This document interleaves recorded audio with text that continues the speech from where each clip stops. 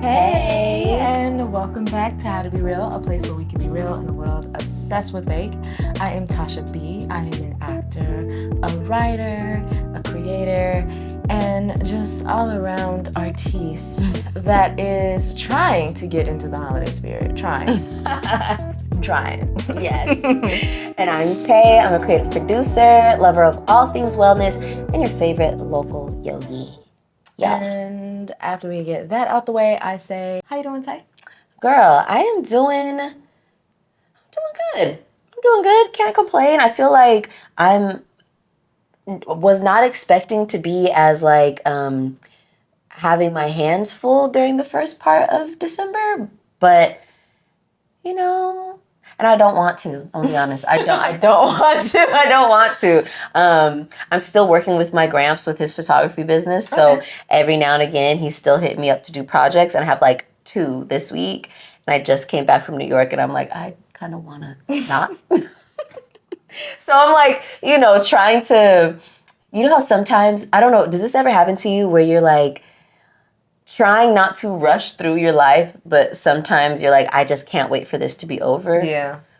That's kind of how I'm feeling right now. I'm feeling. Trying to be present, but also like, okay, let me just make it to this day. Like, I can't wait until this. Yeah, exactly. I know. It's hard to not do that. It is. And then once you're done with it, you're like, that actually wasn't bad. That was okay. I know. I try to find in those moments at least sometimes to like, maybe you're watching something that you enjoy or listening to something you enjoy, or something that I really like to do is I do my own pedicures. And so, like I told you, I had a rough couple days. Anyway, I did my pedicure and I did like Christmas colors. Like I said, trying to get into this holiday spirit because December is my favorite month of the year. Of course, birthday month. All things December I love.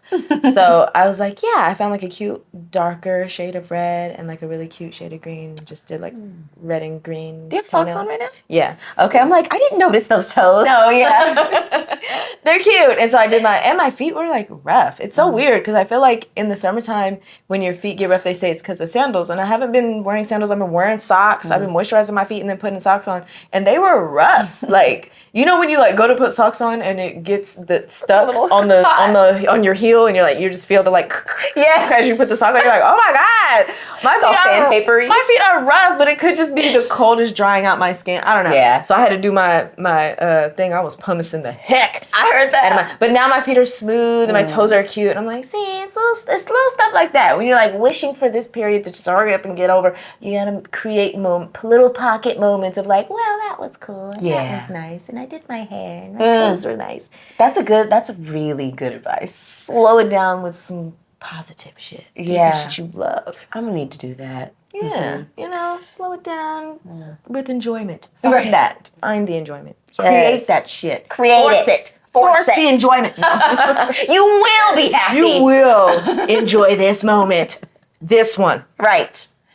How are you, my friend? I'm doing cool. Like, I guess that is a very good explanation of like, you know what? No. And I feel like I've been mothering myself a lot through these times. I feel like that's usually when that kicks in of like they say you got to reparent yourself. Yeah. I feel like in those tough times, that's what I'm doing. I'm like, okay, no, get up and do it. Do the pedicure because you're gonna like doing it. I do like painting my own toes and putting little designs on them. I like to do that. It is fun. And then afterwards, you're like, oh my God, and then every time you look down at your feet, you'll know that you did that for your own self and you'll feel good about it. And so it's like, it's about that. You know what I mean? Finding what it is, finding the joy. Yeah. Because it's there. And even if you have to create those moments yourself, it is there. It's always there for you. Yes. So yeah, that's me right now, just finding it. What a good reminder. Oh my gosh. I need to sit down and think about what my thing is like that. Because I need something like that. Journal prompt. And I gave you the artist way too. You did. Yep, that's true. I need to jump back in. Crack it out. I did like 2 weeks and then was like, okay. It's a lot. It's a lot. It really is a lot. I would say the next time that I do it, I would love to do it kind of at my own leisure, at my own pace. Just like read through and pick Like, okay, I want to do this, I want to do this, I want to do this. I don't want to do anything else. You Yeah. know, I would recommend doing that because there's a lot of really useful things in there. Like, I remember one thing, it was like list 20 things that make you happy or something like that. And it was like that you really enjoy in life, like your favorite things. I think that's what it was. 20 of your like favorite things in life, just abstract, anything goes. What are some of your favorite things? And I made a list of 20 things, and it was so like after the first like 3 or 4 you start getting super specific. Like after it's like, oh, my favorite color, my favorite food, then it gets super specific where it's just like that one sweater that just is so soft and whatever. Yes. Or like, oh, this body oil. Like I remember I put raspberries on there, and that was the first time I had really understood that, like, man, I never really thought about what my favorite fruit was, and for a long time I would say like strawberries or apples, but really my favorite fruit as an adult is raspberry. See? I love raspberries. They taste like Joy. wealth. They taste rich. They taste Yes. like Luxury. bougie. I love them. They're fucking great. Anyway. I like that because taking some time out for yourself to discover these things, it also is more time to get you to know you. Yeah. You know? Having that list of favorite, I wrote the list out and I have it somewhere that I always can see it to where it's like, okay, these are some things that you really like in life. Let's try to incorporate more of it. Because it was funny because it was like you make that list and it's like, okay, now what are some ways you can incorporate these things more into your life? And you're like, you don't realize like you can totally do that. If you like cake, you could just eat cake more often. Yes. You could eat raspberries more often. What's wrong with that? You could wear your favorite color more often. And it might boost your spirits. That's what I did. I don't know if you noticed at a time where I just like green everything. Yeah. Everything I was buying was green. Everything green. The same shade of green. And it was like, that was one of the reasons why. Because it was like, I really like this color. And it was like, well, how much of this color do you really have in your life? And it's like, 2 things. 2 little random obscure things. One's a keychain. And you're just like, lean in. why don't I buy a hoodie? I think that was the first thing I bought, a Nike hoodie that was that green. And it was like, I like this. I like this. This is my shit. I could put this on when having a bad day. Put your favorite color hoodie on. No, I don't know. It helped a little bit. Just a little bit. Okay, clocked. I gotta tap back in. Yeah. Just skim through. A little something.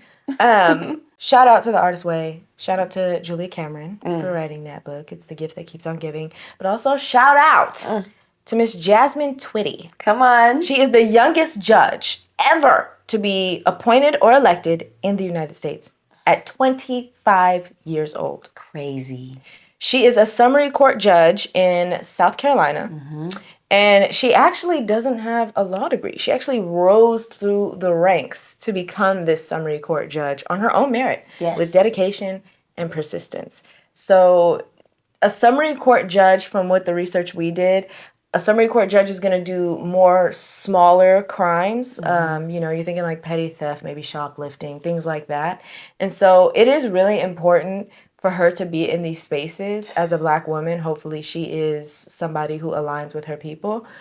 Let's pray for that. Right. But either way, shout out, because 25 is super young to be a judge. Lord knows I was not doing nothing like that at 25. That's great. It's so cool. But yeah, she could be there to hopefully make sure that people aren't being put into the system with these small crimes. She can be a just voice in the justice system in South Carolina. So yes, especially shout South Carolina. I know. Lord. I think about places like that. But really everywhere. Let's be real. This shit is crazy. Girl. It's crazy everywhere, girl. Thank you, Judge Twitty. Get it, girl. Yes, girl. Congrats to you. Congrats. And that'll take us to our 3 realists. So the 3 realists are what are 3 things, the 3 realist things that we want to do before 2025 ends? Woo. Well, let's dive on in. Yes. First thing that I want to do, I want to see some more live music. Like, girl, same. I just have been having a craving for just some live instruments. I don't even care what instruments they are. I just want to hear maybe a little acoustic guitar, maybe a little jazz flute. You know what I mean? I heard that. I just want a little live music in my life. So yeah, I think I've just been valuing a lot more. I think we were talking about this off pod, but like tangible experiences, girl. You know? IRL. Yeah. See, taste, feel, touch, like all the things, you know? Next, this is super different, but I really want to set up my health insurance. I'm healthy. through my business. Okay. You know, like for the last, a vulnerable moment, for the last 6 months, I have not had health insurance. And it's been, thankfully, I don't, like, I haven't been sick or anything like that and haven't needed it. Praise Thank be. the Lord. But it feels different not having that level of support or security. And so now we're back in open enrollment and, you know, it's crazy. I had to learn so much about the open enrollment process and all that. It's so crazy. It's so... It shouldn't be like this. It really should not. shouldn't. We should all get insurance. Like, it's crazy. We pay so much in taxes. Hello? Like, why can't I just get fucking health insurance anytime I need it? Like, that is so dumb. Especially if you're paying. Especially. So you're saying, like, you don't want my money until this time? Right. Okay. Okay, I guess. And if I don't have health insurance, I get fined. Like, so I'm more likely, I hope that they just don't see it, but knowing the government's IRS, I will likely have a fine for not having health insurance for a certain amount of time. But it's finally here, and I'm ready to sign up for some health insurance, and this time I get to do it through my business. So that is definitely something that I'm looking forward to. Love. Yes. Very much an adulting. Yes, it is. It's a grown woman thing. I love that. And my last thing is I want to have a holiday photo shoot with Fati and Rod. Like, you know, this will be our first time doing a holiday photo shoot with all three of us. And now I feel so bad because, you know, this is possibly her last year with us. And yeah, and I'm like, I want to make every little month special in some way or another. And so I'm like, I feel like a photo shoot would be cute. That'd be so cute. Get a little sweater. Yes, I was literally like, I'm gonna get us little matching outfits or like maybe all black. I was thinking, wouldn't it be so cute if we all did like black turtlenecks? Aww. If we all fancy a little black turtleneck. That's cute. So wouldn't that be? So or like, oh my gosh, what if we did like the Rock vibes, like black turtlenecks? I was gonna change. Everyone gets a gold chain because I know you and him have one. All you can do is get her a little gold chain with the That's cute. There we go. I think we figured it out. Yeah. I think we figured it out. Aww. So those are some of the things that I want to do before the year ends that I think could be easily done. Absolutely. You know? You could absolutely do that. Mm-hmm. But what about you? What you got? Mine are a little more, I don't know, I've been really feeling like I shared something on social media, and we were talking about it earlier, where it was, this year was the year of the snake. And they say the snake clears your path, right? It exposes things and, you know, that you need to get rid of and clear the path. And then the next year is the year of the horse, and the horse moves you forward. Looking forward to that. So, in the spirit of cleaning the path, and I kind of always, around this time of year, get this bug. But I want to go through my clothes and get rid of some things. I did it last year, and it's weird how you accumulate things. Like, I did so much less shopping than I did this year, but there's still crap. Like, it's still so much clothes. Like, it's to the point, like, if all of our clothes are clean, we can't close our drawers. You know what I'm saying? We're running out of hangers type stuff, where it's like you almost kind of hate. I remember my husband, we had our laundry had piled up for like 2 weeks. And so I was washing all of it, and Dale was putting his stuff away, and he was like, man, you just keep doing laundry and laundry and laundry. And I don't have anywhere to put all this laundry. And I was like, we need to go through our stuff. God forbid we have clean clothes. I know. I'm like, dang, I'm just trying to make sure all our clothes are clean. And he was just like, stop. We don't need all these clothes clean at the same time. I need some of them to be dirty so my shit will fit. Exactly. So I'm like, see, we need to just go through our stuff so that we have room for the stuff we actually wear, because some of the stuff never leaves this dang drawer. Yep. So let's get rid of it. So anyway, so I want to do that, both of us. We already have a plan. Dale randomly thought of that movie Balto. Oh and my he was like, I love that movie. Oh my God. So he was like, what we should do is, I think this weekend we're going to watch Balto in our room while we go through our clothes. That's a plan that we have this weekend. Good. So that's going to happen. I love that. And then next we have a bunch of junk on the side of our house that I really want to get rid of. It's been like, you know, we've gone through different closets and things in the house, and some of the stuff we've thrown away, but the stuff that was like couldn't fit in the trash, or was like a piece of furniture or whatever, it's just on the side of the house. And so I'm like, we want to call, Dale has a cousin who has like a trailer, and he always is like, hey, if you need any trips to the dump, so we're going to like load that shit up and get it to the dump. Yes. So I really want to just get rid of this junk that's been sitting. I heard that. Clear a path for the new year. Clear a path. So that's 2 of them that are kind of the same, but a little bit different. One's like outside, one's inside junk. And then the last one is I want to go to one networking event. I'm so sad. I was supposed to go to one last month, but it got canceled. And so now I'm like in search of like a good networking event. There's a few in Oakland that I'm looking at, but I want to do at least one before 2025 is up. I love that. Yes. Okay. Networking. What are you going to talk about? Everything. At the networking? I mean, I guess it depends. Like I kind of want to go to one for writers. Oh, yeah.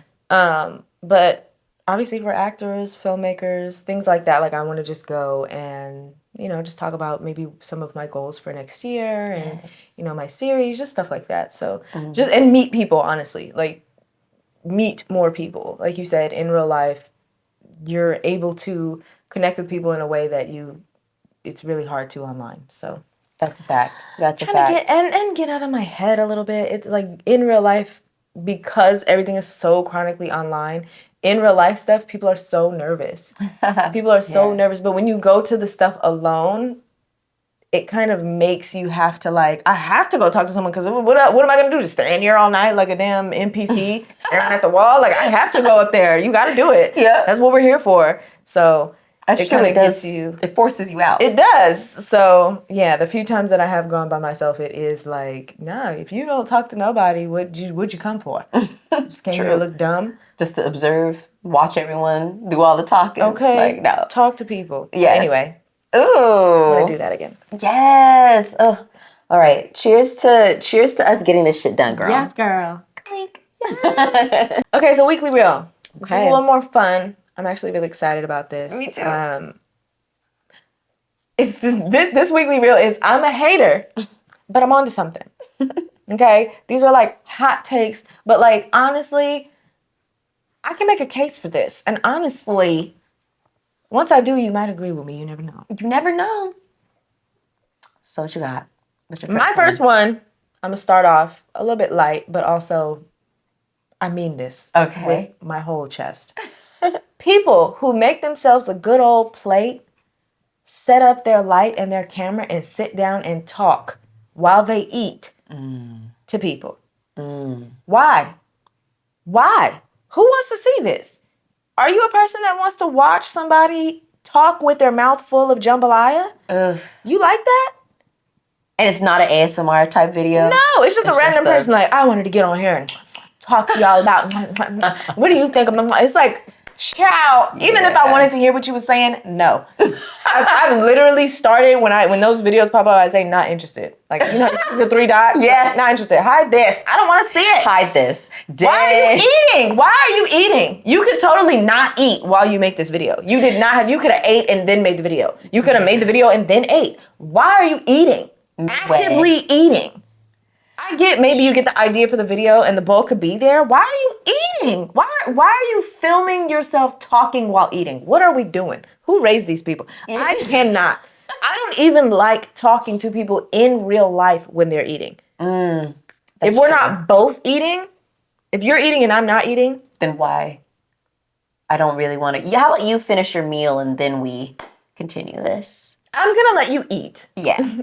I'll be back. Yeah. We do not have to talk right now. You go ahead and eat. I honestly don't even like hearing people eat, period. I just can't stand it.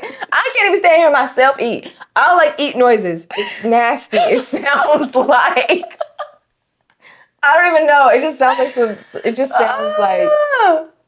It's like, I think, because I'm so curious to know if those people are doing like, you know, like, are you trying to like dip your toe into like the mukbang? You know what I mean? Like, are you trying to dip your toe into the food ASMR without fully committing? Like, that's always what I think. Random person talking about anything, the most mundane thing. I got this dress from Shein.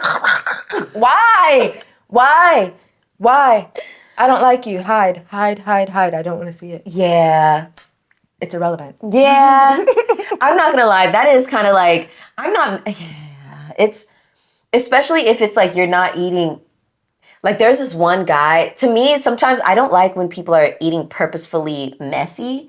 Like there was this one dude, I don't remember who he was, but he like specifically would dip things and be hella messy with his stuff and would just be like, and let shit drip on his mouth and it'd just be like, why? Why? And then where's your mother? No. Who taught you to eat? Oh my gosh. I'm thinking though too, there has to be a market for this. There's people liking it. There's a lot of views, a lot of likes, and a lot of comments on this.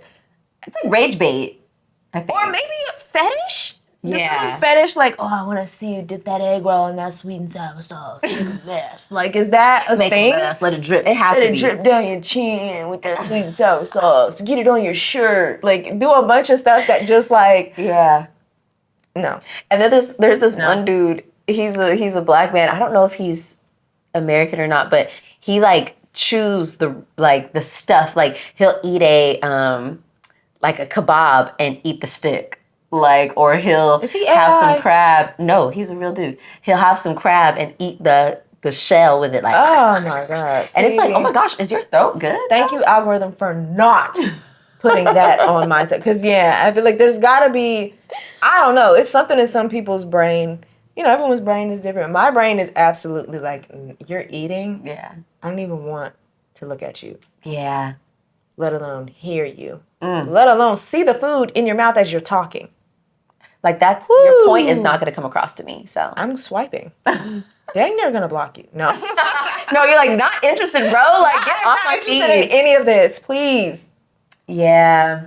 So yeah. Well, the hill that I'm going to die on is certain, quote, preferences, I think, are mental health issues that are becoming normalized. Like, certain things that people are like, oh, that's just my preference. No, bitch, you have a fucking issue. Like, some of those things I'll say is like being transracial, like a Rachel Dolezal type. Yeah, that's like, not a thing. That's not a thing. That isn't, you are, something's off, bro. You need to talk to somebody with the medical degree.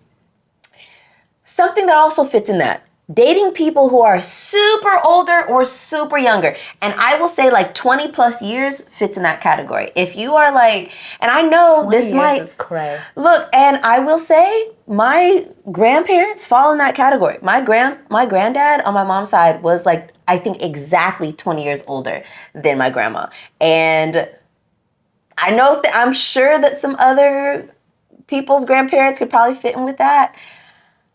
And I'm not okay with that. I think that back in the day, maybe back in the day it was like a thing where it's like, oh, for security purposes or, you know, because 20 years back in the day. It's crazy, but 20 years is like, golly. Like, that just seems like, what's going on with you? And I know some people are like, oh, well, you know, that's why I said older and younger. Yeah, because everybody's younger. You're either a victim or I don't know what's going on with you. I don't know. Like, you're either a victim or if you're somebody in your 20s and you're preying on somebody in their 60s.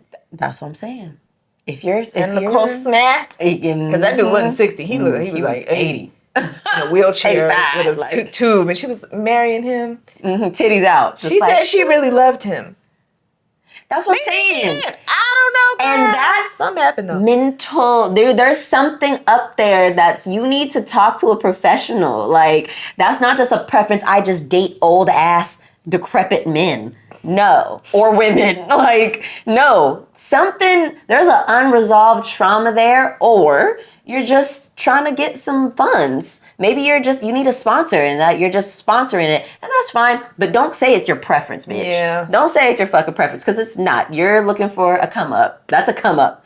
People you prefer to come up. You prefer to come up. There you go. I prefer to come up. You prefer to come up.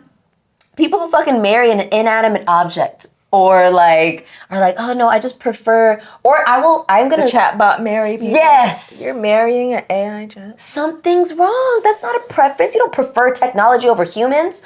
There's something going on up there, sir, ma'am. You need help. You need help. That's what you need. You need help. You need support. You need an evaluation. You need an evaluation. And I think that I'm going to group those same people with folks who are like, I like living by my, like, isolation. I like living by myself, because that's not deep enough. No.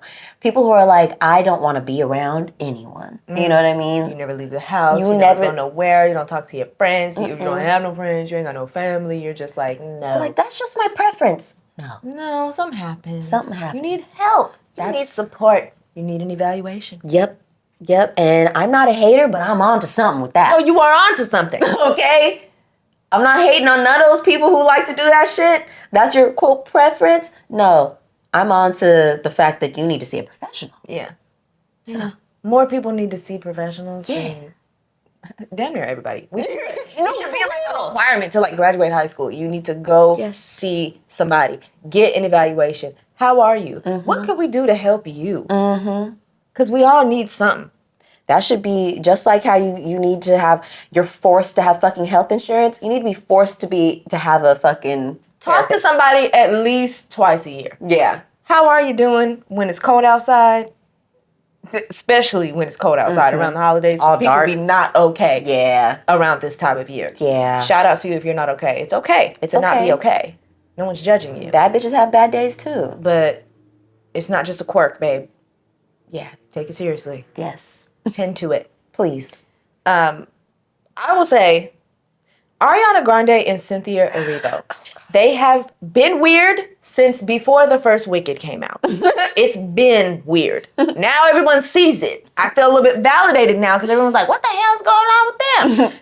What's been going on with them? It's been weird. It's been weird this whole time. I don't know if they're like been sleeping together or if it is just the amount of time that they've spent together and working on the thing. A lot of people have said they've worked really long hours, done a lot of shows on, because Wicked was on Broadway before it was a movie, and they kind of went straight from Broadway to filming the first movie. So there's just been a lot of time, these people being these characters, being together, working really hard. I understand it, but something is off. Something's off with this situation. And I think now it's maybe coming to a head and everybody's like, whoa, what the hell? But I've always felt like that. Yeah. And I'm sure the movie is great. I'm sure it is, guys. Will I watch it? No. I'm just not. I don't know. something about it just, you know how you, and we've all had these things where it's like something everybody's watching and you might even a little bit be curious about it. Maybe you even want to watch it. But every time you go to watch it, your body, your mind, something is just like, nah. No. Energetically, not. Something gonna not do it. clicking. I don't want to do it. I'm not interested. Yeah. I don't know. Nope. This isn't a part of my journey. That's how I feel about Wicked. Yeah. I feel like I would absolutely read the book though, because I hear the story is great. Yeah. But and I'm sure they killed it. I'm sure they ate down. They both can sing. No, they did a great job. Sure, they did great, but it's the off-camera shit that makes it weird. Like, or it's the off-movie shit, let me say, that makes it fucking weird. Because it's like, what? It's all the things. It's weird. It's weird. It's very weird. And I know people are like, you know, ever since like Chadwick Boseman passed away, everybody's like, don't comment on somebody's body and if they look sick, just don't say anything. I think this is a sub to what you're saying of the hill that I would die on is sometimes I think it is kind of important to say things. For me, it's not even just their body. Yeah, right? It's not. For me, it's the combination of everything. Like you guys both look like you're wasting away. Yes. Ariana Grande is acting like a baby. Cynthia Erivo is acting like, and I kind of get it. Like Ariana Grande is regressing. It's so weird, like mentally. And they say that happens. Like sometimes trauma can make you kind of regress mentally and act like a child. Yeah. And it feels like that's what she's doing. Like seeing her talk, like I've seen so many videos of like side by side of her like 5 or 6 years ago and her now. And it's like she was talking totally normal. And now she's like, I don't have anything. And she just looks like a worry.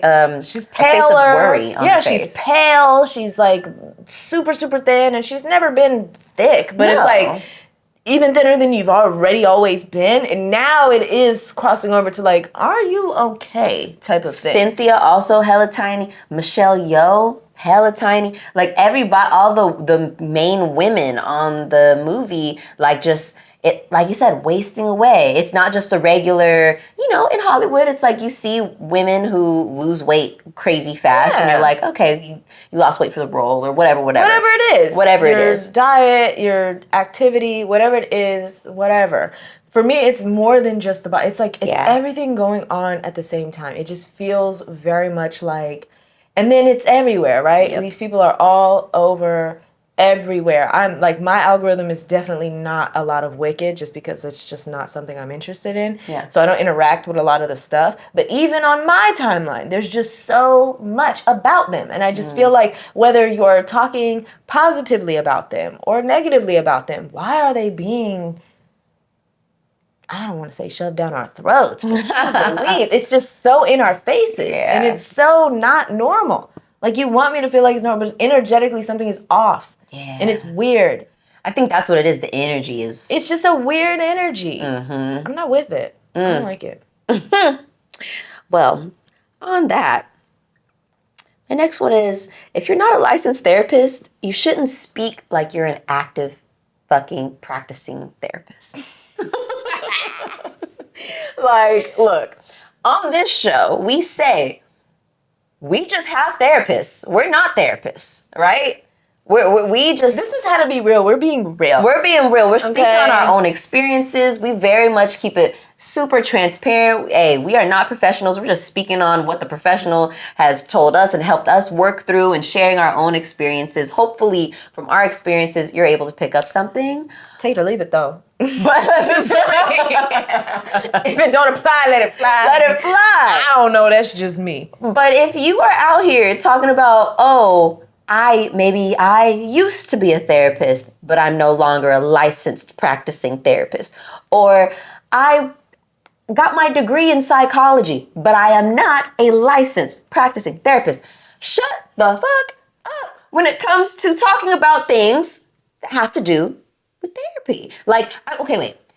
You can give, your opinion. I feel like if you're like, I just feel like you need to be very careful on saying, like, a reminder, like how we do on the show. I'm not a practicing therapist. I'm not. So I'm not going to diagnose you. I'm not going to diagnose you, and I'm not going to take patients or clients, and I'm not going to give you this information as if it's law, you know what I mean? Because I'm not a licensed therapist. If I were, I'd be like, I just feel like that if you're not a practicing therapist, that disclaimer needs to be a part of everything that you share. Again, I use this show because we literally say it at every single episode. We're not therapists. We just have them. Take it with a grain of salt. This is our experience. I think that should also come with people who are not practicing. And if you don't say that, it can get a little dangerous. Yeah, you know what I mean? Talking about like social media people? Yes, I have a specific example. You know that woman, her name is Dr. Cheyenne Bryant? No? Okay. So the first time I saw her, she did a interview with Cam Newton. And she was, you know what I do know her now. You mentioned Cam Newton. I'm like, I remember her. Yes. I remember her, yeah. And she went viral because she was like basically giving Cam a good read. You know what I mean? A few people go on his show and do that because Cam Newton he's a mess. Lost. Yes. He's a mess. And she used to be a practicing family therapist. And, she has all the degrees that you need to be able to do that. But she's no longer licensed. Right? Oh. She's no longer licensed. She's no longer practicing. So she goes on to Shannon Sharp's show recently, I think this week or sometime. And she's talking about how Offset slid in her DMs and basically was kind of like asking for help, like wanting to be a patient. And she shared that on her platform about how he slid in her DMs and wanted to And she got some backlash. Rightfully why would so. you do that? And she basically tried to on Shannon Sharp's show, she was asked about it and she basically was like, well, I'm not a practicing therapist. He did not say that, he's not my patient. So there's no confidentiality between us. And all I shared was that he slid in the DMs asking about da-da-da. And I think the people in the comments hit it right on the head when they said,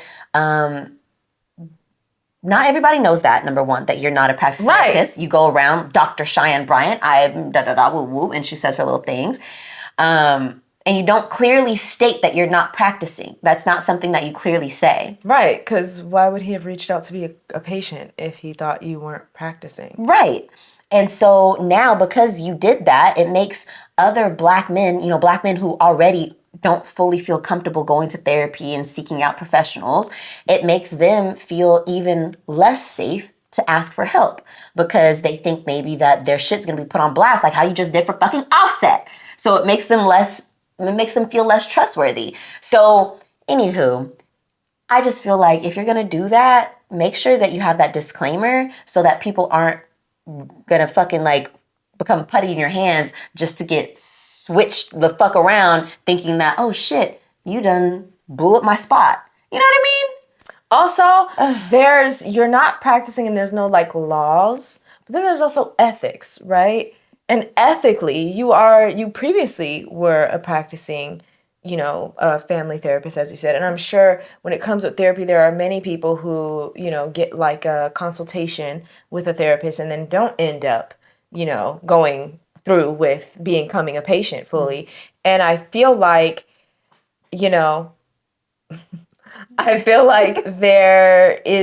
there's ethics involved with this to where like you wouldn't normally say, hey, this person did a consult with me. You wouldn't do that. So why do that? Why? For clout? Because it was Offset? Right. That's it. That's it. I'm just like, I'm on the side of if you are not a professional, just shut the fuck up. I mean, and even if you are, shut the fuck up. Or at the very least, like you said, make that known. Yes. Say, like, oh, you're Dr. Cheyenne, whoever. Say, but I'm also not practicing. So. I'm also not practicing. Just be clear. Yeah. Just be clear. And that's it. I hear that. For me, I'm going to say streamers. Ooh. I feel like it's a weird culture. Yes. I watched just a few of, I guess it's like a younger demographic that likes to watch these people on stream.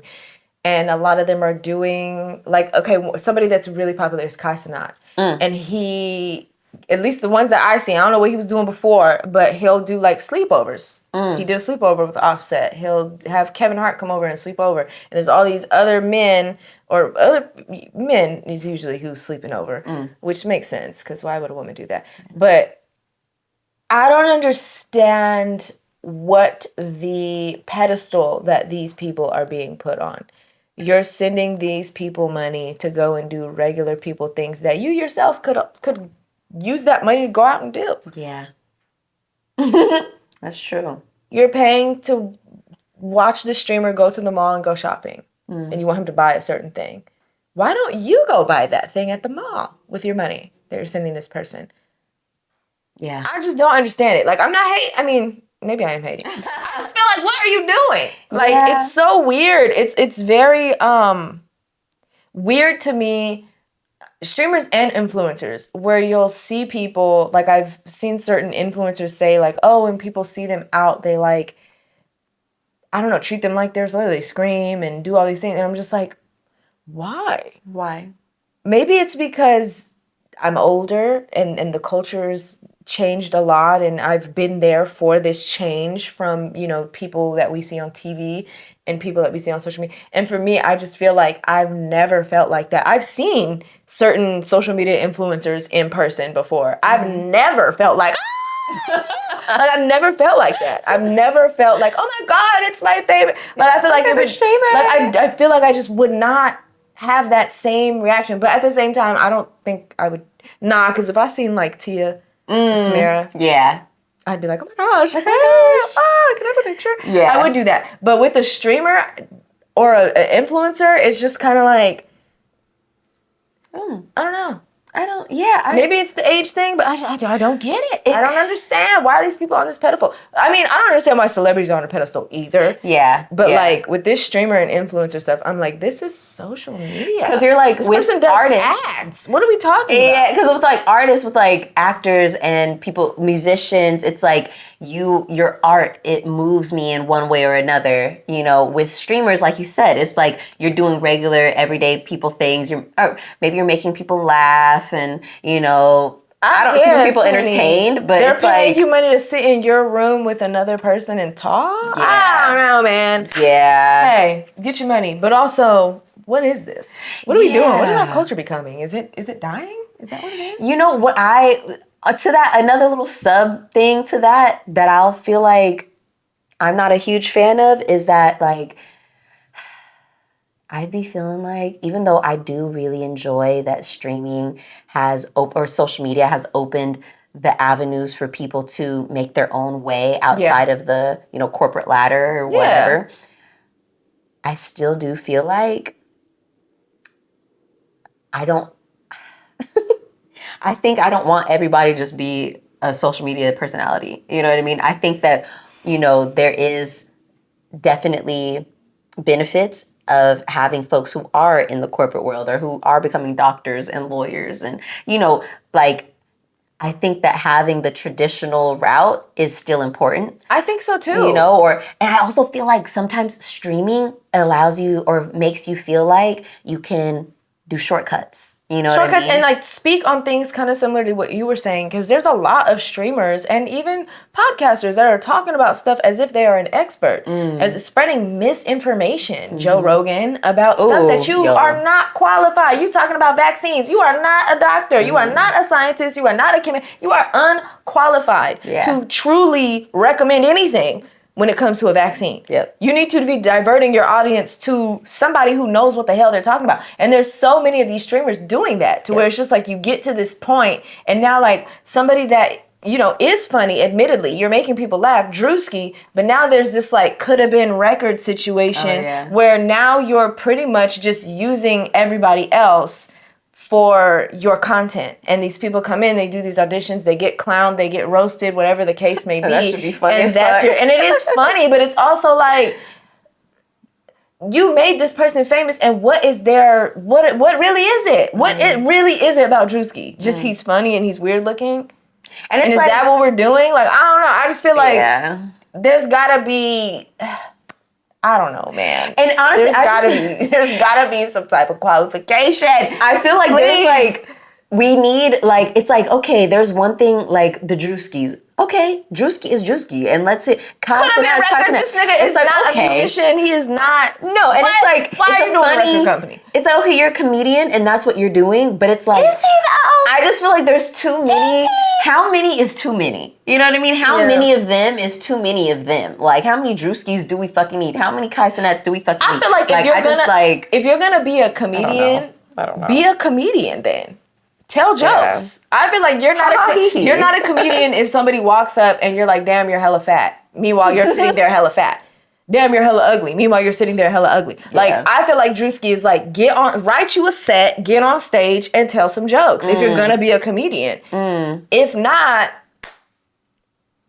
I don't know what's going on. Go on Wild 'N Out. I just feel like there's gotta be something else you could do, because I agree, the could have been records clips do be funny, but when you think about it, it's like, okay, so it's not even a real record company. That dating show he did, all you did was make a fool of these women and yourself. But really, again, it just feels very exploitive. Like you're exploiting all these people. That's true. But you know what? I feel like even like, I Love New York and like, Flavor of Love. Like all them fucking shows, even fucking Love is Blind now, like I think has an air of that to it. So I'm not fully mad at him for that.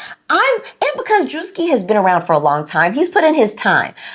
I'm feeling like the fucking streamers and the influencers who try to go instantly to that, you have not put in your time. You've like you're trying to skip steps and all the shit, and it's like what you need to be doing is going to school. Like you need to like sharpening your skills. You know what I mean? Somehow, because there's other ways. Like if you're gonna be a comedian, there's a way to do it. And I feel like when we start to lose the like building blocks and the things that make these things what they are, like saying you're a comedian, you can't just go online and talk shit about other people and then call yourself a comedian. Exactly. That's not what a comedian is. Like, and we all know that. We can look to people that have been doing it, the Eddie Murphys, the Dave Chappelles, and understand that there is more to a comedian than just talking shit about people online. That's not it. go. If you want to do it. Start off online, but you need to learn what you're saying that you're gonna do as well. Learn the game. Learn the game. Don't just sit here, like you said, and do these shortcuts and think like, oh, I'm going live and people are sending me money.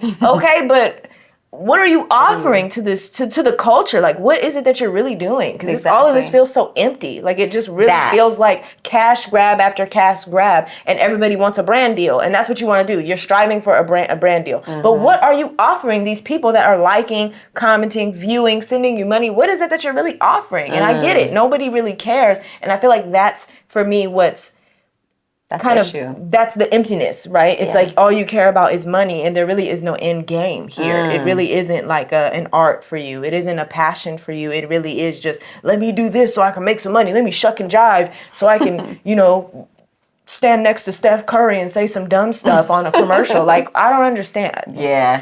It's irritating to me. That's a really good point. I don't like it. The culture is empty. That's a really good point. The emptiness is crazy.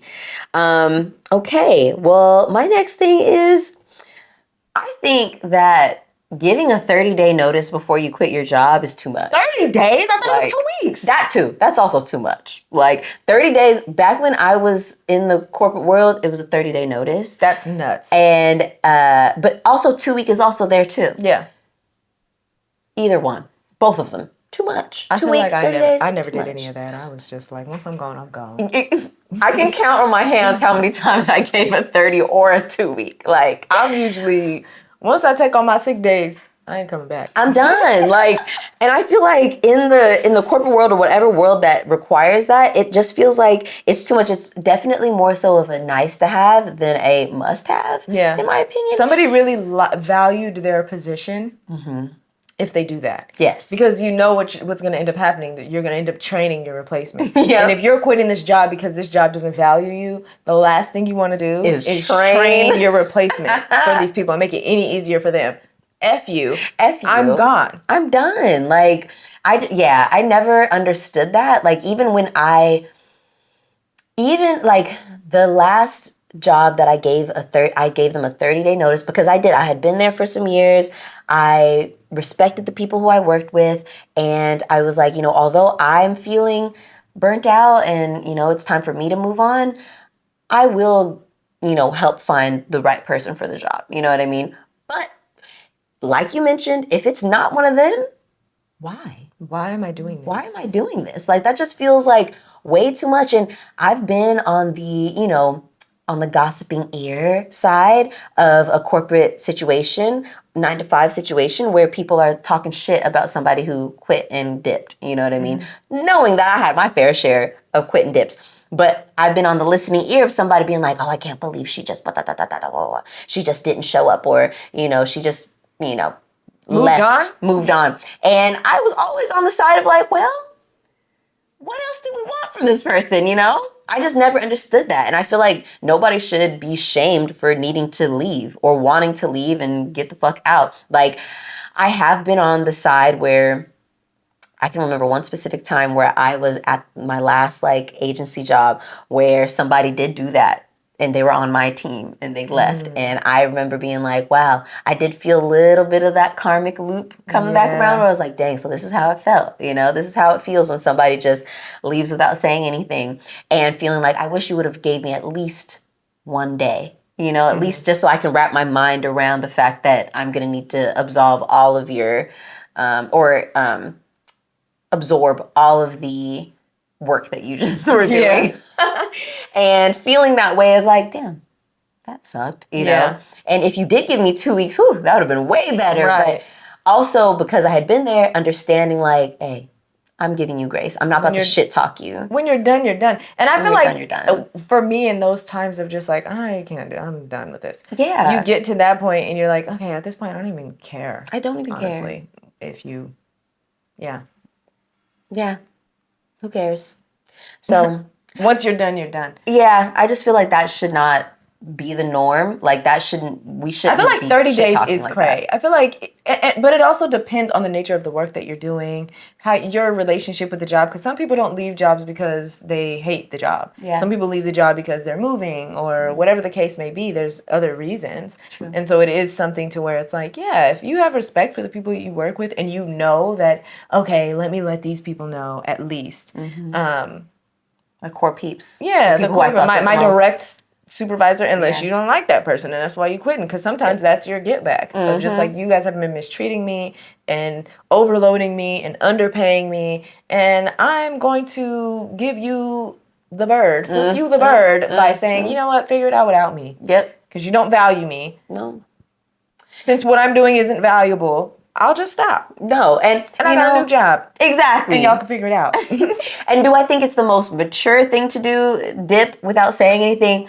No, but at the same time, Definitely I don't what'd you say? I said it's definitely petty. Yeah, it is a little petty.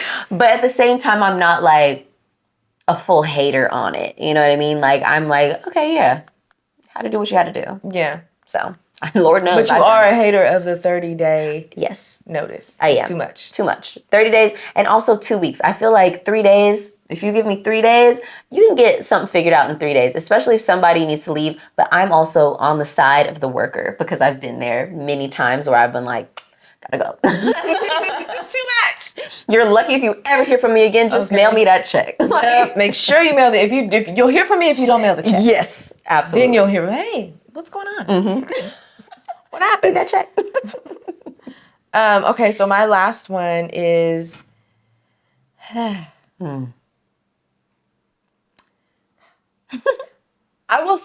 disclaimer is that I do like this person. I think they're a very talented actor. Ooh, here we go. But Pedro Pascal, they wanted us to think he was so handsome, or is so handsome. I don't see it. And also, I think he did too much all at once. I'm not mad at you for doing it. Get your money. Like I said, I'm never going to be like, I'm not mad at you for that. Get your money. But also, culture-wise, you were in everything. He was. Everywhere. Yeah. All at once. And it was almost to the point where you're like, oh, this is a new thing. Pedro Pascal. Is it new then? Because he's going to be in it. You know what I mean? And I just feel like, to the point that the last thing that I went to the movies to see him in wasn't good. And even Fantastic Four? Yes, and even his performance, and he's a great actor. I am not gonna deny that. He's an amazing, talented actor that I actually do like watching him. But it just got to the point where it's just like, dude, take a fucking break. Do you need to be in everything? Do y'all need to? And it's like, it's on him, but it's also on these movies, these corporations, these studios, where it's just like, God, dog. Beat the horse till it's dead. My goodness, it's crazy. It's like, way to take a great actor and totally run it to the, like, God dang. It's almost like when, black folks start saying a thing and then white people take it on social media, and now it's like, it's giving holiday turkey time. What are you talking about? Now you done ran it to the damn ground. Why do y'all do that? You take a great thing and do too much. Yeah. It's too much. It's too much. And stop trying to tell everybody that he's this sexy. It's not. Does he look cool in his things? Yes.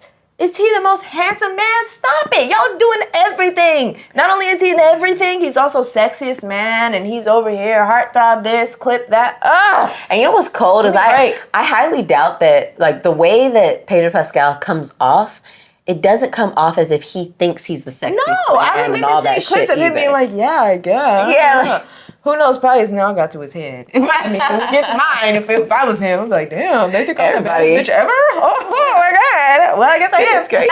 Everybody's For sexy. real.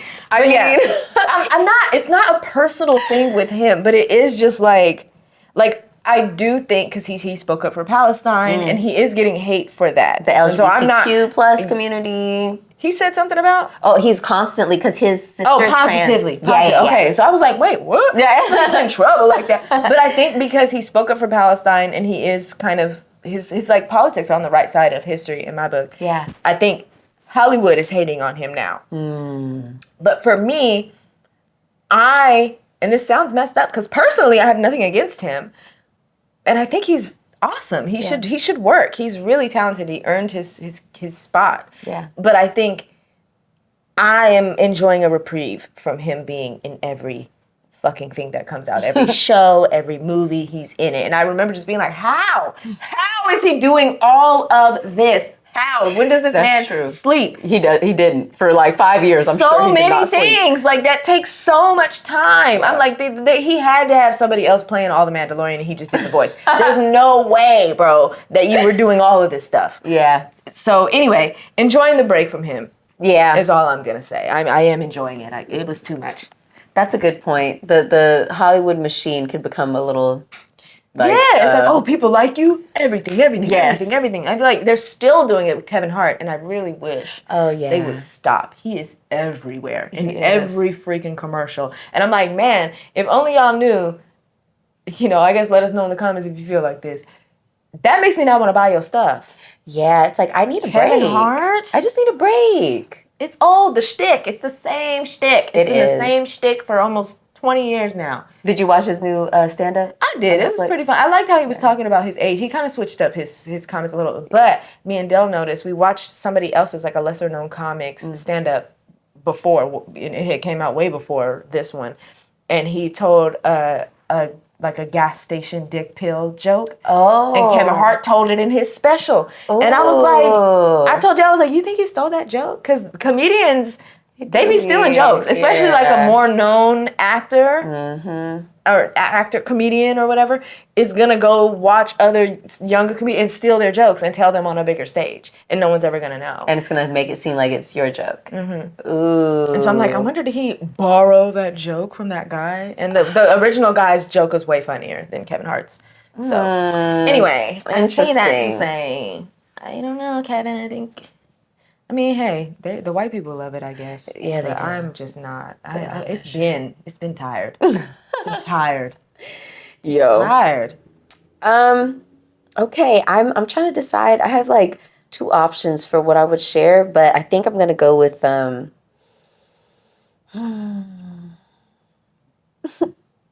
Ooh, do I want to go with the more controversial one? Ooh, or the more like palatable one? What do you think? Controversial. Okay. You're a hater. You're right. Okay. But you're onto something. Let's hear it. I feel like I've said this before on a very, very way earlier episode of the show, but I'm a believer that you can be in love with multiple people at once. That is in love with them. In love with them. I think you can. I do. I really do. I think that you can. I think I've heard a lot of people say, oh, and I don't know, or people are like, oh my gosh, like humans weren't designed to like be with one person. And I'm like, I don't know. You know what I mean? Like, look at penguins, right? Like certain species of penguins who like give each other the rock and they end up with one person the entire time until they fucking die. But then you look at other animals and it's like, they'd be procreating with whoever the fuck. And I mean, humans, we have like, we're not animals, you know what I mean? We have deeper thoughts and like different synapses that be popping off than other creatures. So I just feel like, I think there's capacity. I do think there's capacity to love more than one person or be in love with more than one person at once. I think that like you can fall in love with there's so many people in this world and so many different characteristics of somebody. Like I think if you opened up your heart to it and opened up your mind to it, I absolutely think that you could like be in love with this person because of the type of person they are and and be in love with a whole other person for the type of things that the type of person they are and the things that they provide and the way that they show up in your life and I do. I don't now. Do I think that you should? I mean, that's up to you. That's up to you and the people who you're in love with. Like, if it's like. So you're saying the like you don't agree with the people who say that people are monogamous. Is that what you're saying? Oh, no. I think that you could totally be. Yes, I totally agree with monogamy. Yes, okay. Absolutely. I do. So agree with monogamy. The hill that you're dying on, or I'm a hater but I'm onto something, is like. That it's possible. Just that it's possible. So it's like people that say it's impossible to be in love with more than one person. Okay. I think it's definitely possible. I myself am monogamous. Like, I'm not going to be out in love with multiple people at once. But I think that you can. Like, I think you can. Yeah. I feel like, why not?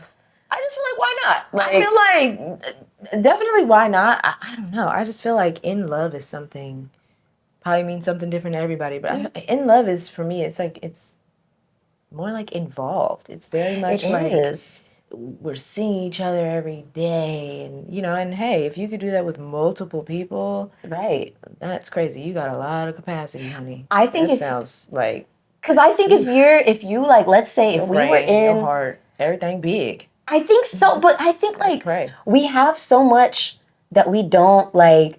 I think that so much of, especially in American society, how we have been raised is like, this is the norm, right? I think if you were just out in the world in some uncharted area and you grew up like just with the capacity to do whatever the fuck, I think that you'd be open to if it wasn't a bad thing, or it wasn't like a, seen as like wrong, or like, I don't know. I think that you could. I think that you can make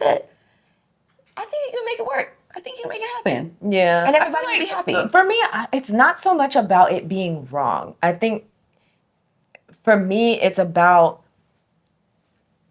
the time, the energy, and just the capacity. Yeah. Like, I think the way that I experience being in love with somebody is very involved. I think maybe if I was in love with somebody who just didn't have the time, and then I'm now in love with this other person to fill that time. But I feel like if I'm living with a person and building a family with this person, where do I get the capacity, the time, and the energy to now do that with another person as well? We could all live together, maybe. Yeah. I don't know. I feel like I just don't. I guess it would be split. And it would be less intense with both people. And then for me, that changes it to where I'm like, I love you both, but am I in love with I feel like I would absolutely have a favorite. Like, it would be like, oh, I'm in love with this person, but I do love you too. I love you. I have strong feelings for you. I really care for you. But am I in love with you? I'm definitely going to have a like, if you left, hey, it would suck, but but if you left, yeah. It would wreck this whole shit would shut down. Yeah. I don't know what I would do, you know? But does that mean that you're not in love with the other person, though? For me, just, again, personal definition, right? Yeah. Like, for me, in love is like, I have these feelings of like, oh, I need this person in my life. And oh my gosh, I just love them. I want to do everything with them. Like, I want to tell them everything. I want to know everything about them. And there's all these deep, deep connections and emotions to that person. And I feel like, personally, I don't know if I have the capacity to feel that for two different people. Like, I just feel like, where would I would, something would have to crack open to have more capacity. Like, I'd have to find that space for it. And I really don't have a desire to do that. But I feel like if it was like, oh yeah, here you have another husband and he's great and he's all these different things. And I'm like, okay, well, I have my husband here that I'm definitely in love with. Yes. This new person, maybe I could grow to love you. And I mean, there's like, love is a strong word, you know what I mean? So it's not to downplay, hey, I love you. You know what I mean? I don't have to say that to anybody, but there is levels to these things. There's I love you, and then there's like, I'm actually in love with you, and I want to spend the rest of my life with you, and I'm down to go wherever you go, and I'm with you. And I, like I said, I just don't really feel like, personally, I have the capacity to feel that I wasn't even sure I had the capacity to feel that for one person, let alone multiple people. It just feels like. Have you tried? What in the hell? No, that sounds like stress too. It also sounds like so much stress, because it does. You have this person and now I'm split. Like, I would feel absolutely split as a person. It would feel absolutely conflicting and splitting, and I think it would be more, for me personally, would be more trouble than it was worth. And it could be, but I think that like how you mentioned, you didn't even know you could feel that way with one person, but you haven't tried with two or 3. Like, I just feel like... I'm just saying, like, I don't have the time, honey. I don't have enough time. Because you know what? Maybe I am in love with 2 people because me. There we go. Period. And I think that's another thing to where it's just like I've gotten my whole self-care, self-love, reparent myself, spending time with myself. I don't have the capacity to add another person. Where's my alone time? Where's me doing me by myself? Exactly. I don't have the capacity. It's too much. There we go. It's too dang on much, honey. I'm not. Well, I'm dying on the hill that I think is possible. But if you have the capacity, maybe it is possible. But on the flip side of that, if somebody was like, I'm in love with her, but I'm also in love with you, would I believe them? Absolutely the fuck not. I'd be like, you know what? I'm gonna let you have her, because I'm gonna go ahead. Yeah. I wouldn't believe it. That's just me. I don't. Yeah. I'd be like, I feel like if you think you're in love with both of us, you're probably not in love with either of us. Oh, see? And I love how people can think differently. They can. They could be, because I feel like if somebody told me that, I would believe them, but I might not want to be involved in that situation. Why not? I mean? Like, it's the capacity though. It's possible. It's possible. But like I mentioned earlier, I'm monogamous. But I feel like it's possible. Y'all could do it. Yeah. But not me and mine. Do I think it's possible? Absolutely. Do I want to do it? No. You know what I mean? Okay. Yeah. Okay. Yeah. Yeah, I feel like that's my thing of like, would I do it? Do I think it's possible for me? I don't. Right. Would I believe my husband if he was like, I'm in love with you, but I'm also in love with her? I'd be like, go with her. No. Yeah. Exactly. Get the hell out of here. You weren't in love with me if you fell in love with that lady. Who is she? But I think it's possible for a human to do that. I think sometimes I hear people be like, no, I don't think it's possible. And I'm like, why not? Like, why put... I think loving a lot of people is possible. Being in love. I feel like if you... My opinion is if you're saying you can be in love, you're in love with 5 people, you're really in love with yourself. You're in love with you and you love all these people, but you're in love with you. And all these people, you're like seeing yourself in those people. So of course you're in love with them. That's how I feel. When you really fall in love with yourself, then you're just kind of oozing that out to everybody and seeing yourself in all these people. But it's not genuinely, I see you and you are so great that I'm in love with you and I'm so invested. I just, yeah. Well, there we go. Opposite sides of the coin, girl. You know, I don't know what you think. Do you think it's possible to be truly, deeply in love with more than one person? Do you? Maybe you do. I don't know. Maybe you are. Ooh. Right. How's that working out? No. Right. Let us know. heyhowtobereal@gmail.com. Slide in the inbox. Oh, I want to know. I really do want to know. So our last segment is we're running back the movie and show, and we're adding a book. Yes, we are. are. Because we are currently reading Verity by Colleen Hoover, both of us right now. And we're almost done, honestly. Right. It's a very easy read. So good. And it's pretty good. It is pretty damn good. Do you want to start off with Verity? Might as well, girl. We might as well. So this book, if Colleen Hoover's name sounds familiar, it's because the movie It Ends With Us, that was first a book that Colleen Hoover wrote, It Ends With Us. She's the same author. And this book is so much different. It is. So much different. Not super different, though. Like, there's similarities. Violence and things like that. But I would say Verity is better. Yeah. In my opinion. I Verity agree. is Spicy. better. Way better. It's spicier, but it's also got, like... that thriller. A story within a story. Yes. You know what I mean? I love those types of things. Yeah. That's true. It's a different vibe. I really do love that she's a writer. It's a book about an author, which I think is really cool, and I bet was a really cool place for Colleen Hoover to start with, like, as an author, writing a book about an author. Who's writing a book for an author? Writing a book for an author. It's like so much Inception. Right. Yes. But yeah, the main character's name is Lowen, and she is a lesser known author. Her books are doing okay, but not as well as Verity. Yeah. Verity, what is it? Verity Crawford. Verity Crawford, is this, like, she's got super these well books, they're best-selling, all the things, and she gets tapped to co-write, but really ghostwrite Verity's books because Verity got into a really bad accident and she's incapacitated. Right. Supposedly. Yes. And so Lowen, weirdly, goes to this woman's house where her husband and son live, and her also live. She's like an invalid, and she never really leaves her room or unless she's in a wheelchair with her nurse, whatever. And Verity's husband invites Lowen he's the to one come through. Yeah, he invites her. To come and kind of under false pretenses a little bit. Yeah, to come and be at the house and use and go. her Oh office. yeah, he invites her to the house because first he tells her like, "Oh, my wife really loved your book." Yeah, but really it wasn't the wife that loved the book. It's him. But anyway, so yeah, he tells her to come over where the wife's office was with all of her research for this book that she's gonna write because it's like a series and it was supposed to be 6 books, but she's only written what 4? I think it's 3. Oh, right? she's only written 3. And she's supposed to do 3 So she more. has to do 3, the last 3. And so she... a crazy amount of books. Which is nuts. Like, I have to finish this lady's series through half? That's crazy.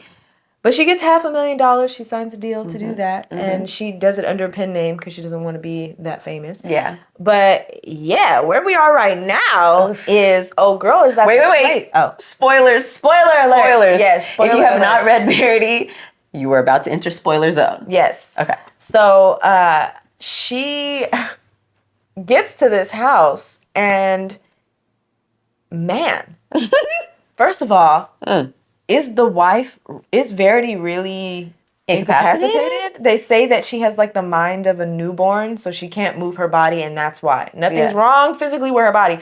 Nothing's wrong with her spine. Her brain is telling her she's a newborn, so people have to feed her, all the things. She doesn't talk, like she doesn't look anywhere for real. The main character, Lowen, is seeing her move her head by herself. Yep. Walk around. Peeping her stare at her. Standing in the window. Their son, their 5-year-old son is like, "Hey mom, like my mom was saying my mom told me this." And she's like, "What? She told you?" So she's freaked out. But also she's canoodling with the husband. Yeah.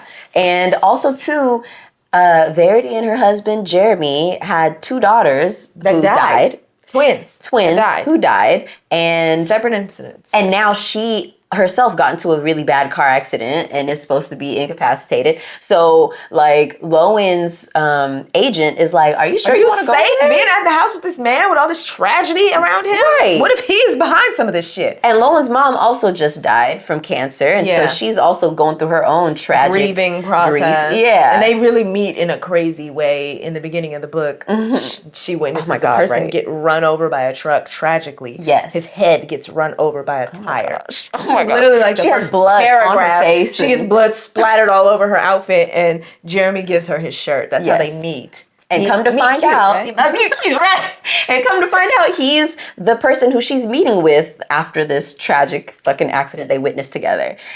Crazy. And now I'm thinking like, so the way that the book is set up, it's having you question, because Lowen is secretly reading Verity's autobiography, where Verity is talking about, honey, she tried to abort her twins with a wire hanger. She tried to choke out one of her little babies. Her child. She is cray. She's cray. And I think the way the book is going, like, they're trying to set us up to believe that Verity is the bad guy, but some parts of Jeremy are not fully adding up either. So it's like, are they going to pull a switcheroo? I feel like that has to be the thing, because for me, you're the villain because, or maybe you know these things about Verity. I don't know, because why would he be on this lady like this?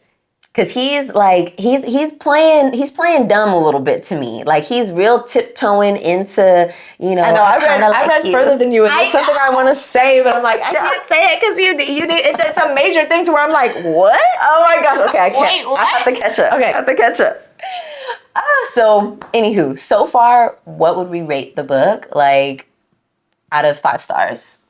Out of 5, I think I'm going to give it a solid, like, 4.5 right now. 4.4. 4.4. Okay. Mind you, Tasha's on chapter 19. I'm on chapter 17. And we're probably going to finish, like, I wonder, did you read it already? The little tidbit. It's just like a little tidbit. Okay, give me a hint. It's about a lock on a door. And but not Lowen's door. Okay, then no. Okay, No, you haven't no. got there. I'm like, wait, That I don't know. But you're aware of like the head kisses. Yes. Because that happened A few really early. times. Like he's kissing her head. I'm like, girl. Holding her for a little bit longer and like, Sniffing her hair. Like, girl. rubbing his hand through her hair a few times. And it's like, okay, if you didn't find him attractive, this would be weird.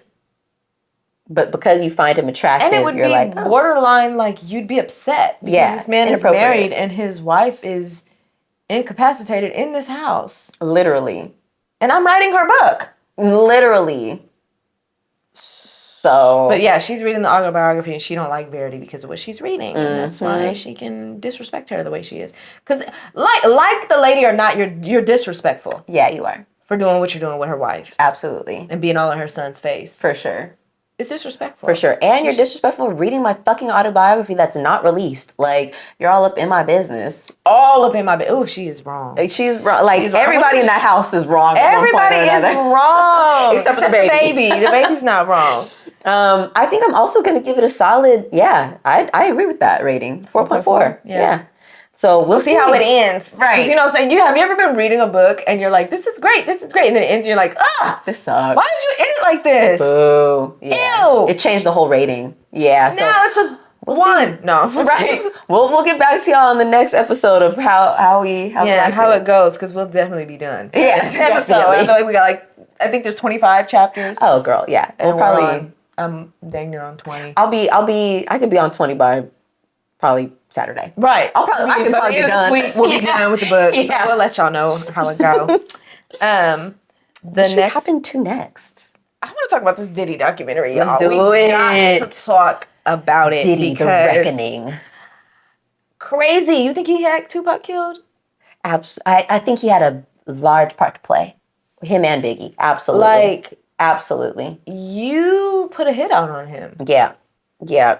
Too many coincidental things happening around him. Too many coincidental deaths happening around him at his places of business, at his studio sessions, at his hotel rooms. Yeah. To be like, oh, he's fucking hands clean. He knew nothing. Especially because when Biggie died, he did not cooperate with the police. Exactly.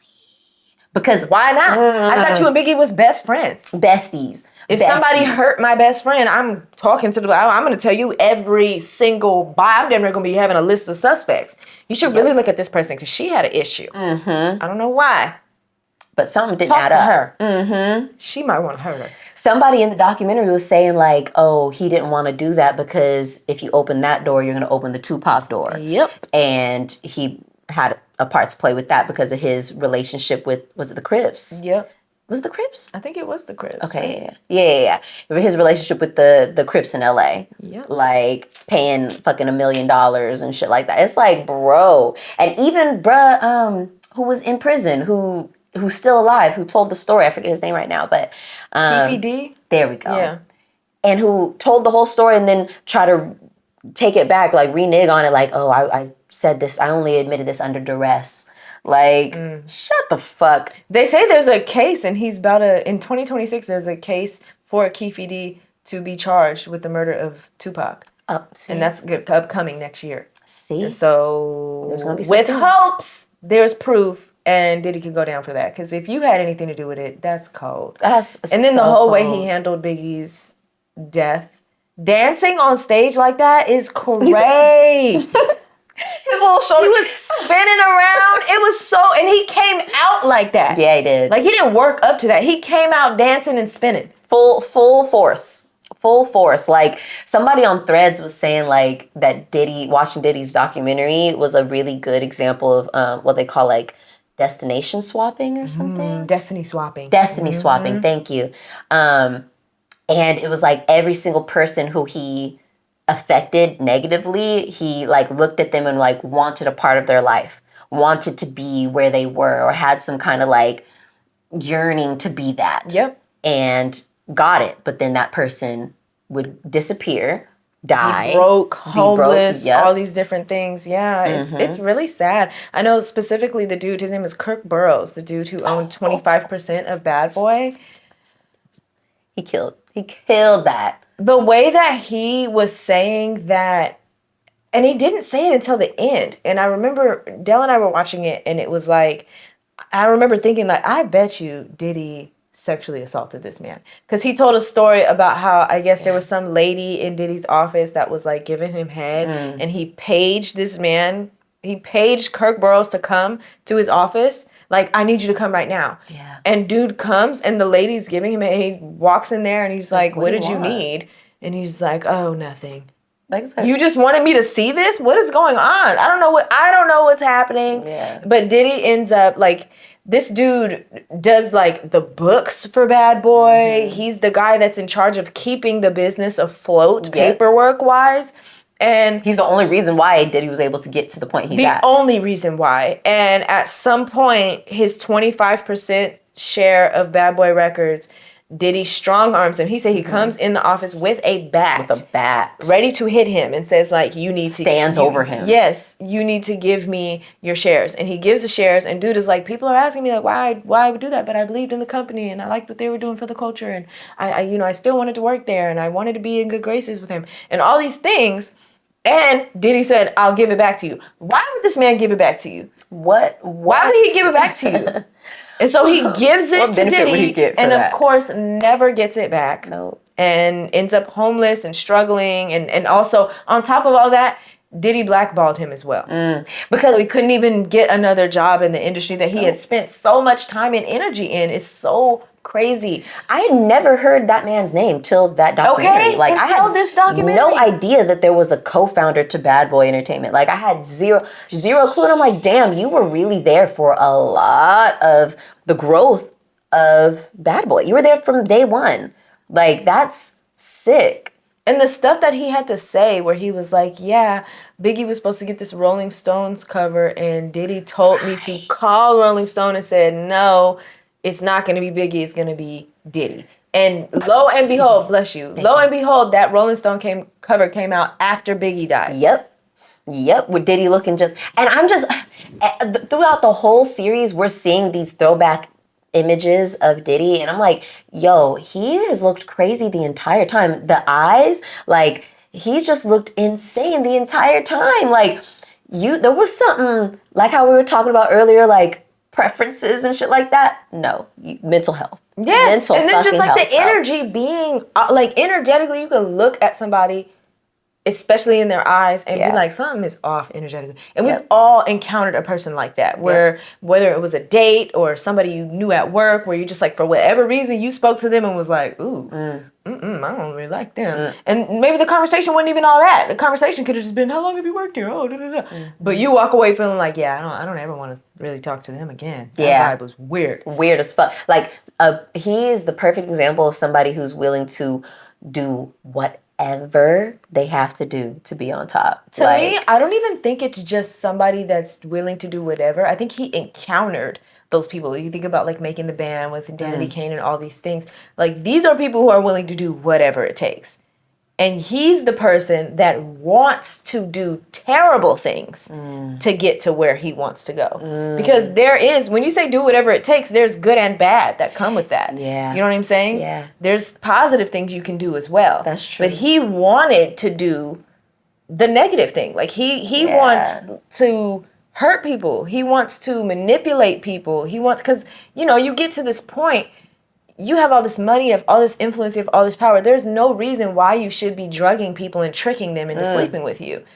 That's true. When there are people that would do it for free, there are people that you could pay, and you have more than enough money to pay these people to sleep with you. You don't have to do it this way. It doesn't have to be forceful and painful and humiliating for people to have a sexual encounter with you. You want power. You want to feel powerful by doing these horrible things to people, because that gives you power. You want people to be scared of you, to respect you. Yeah, you want to earn some respect by being people. Like a mob type of respect. Which is not like this person has given me everything type of Yeah, respect. not this person paid me and now I respect them, because it works like that. Like a lot of people are like, nah, this person is the reason why I have this Bentley over here, and I respect him for that. And I feel like Diddy does have some people like that around, but there's a darker thing there where it's like, and everybody knows it. You can see him, you know, he goes on like Drink Champs or whatever and says all this wild stuff that if it were anybody else, them same dudes would be like, whoa, pause, hold up, you're talking crazy, but you're not saying that. He's calling you daddy,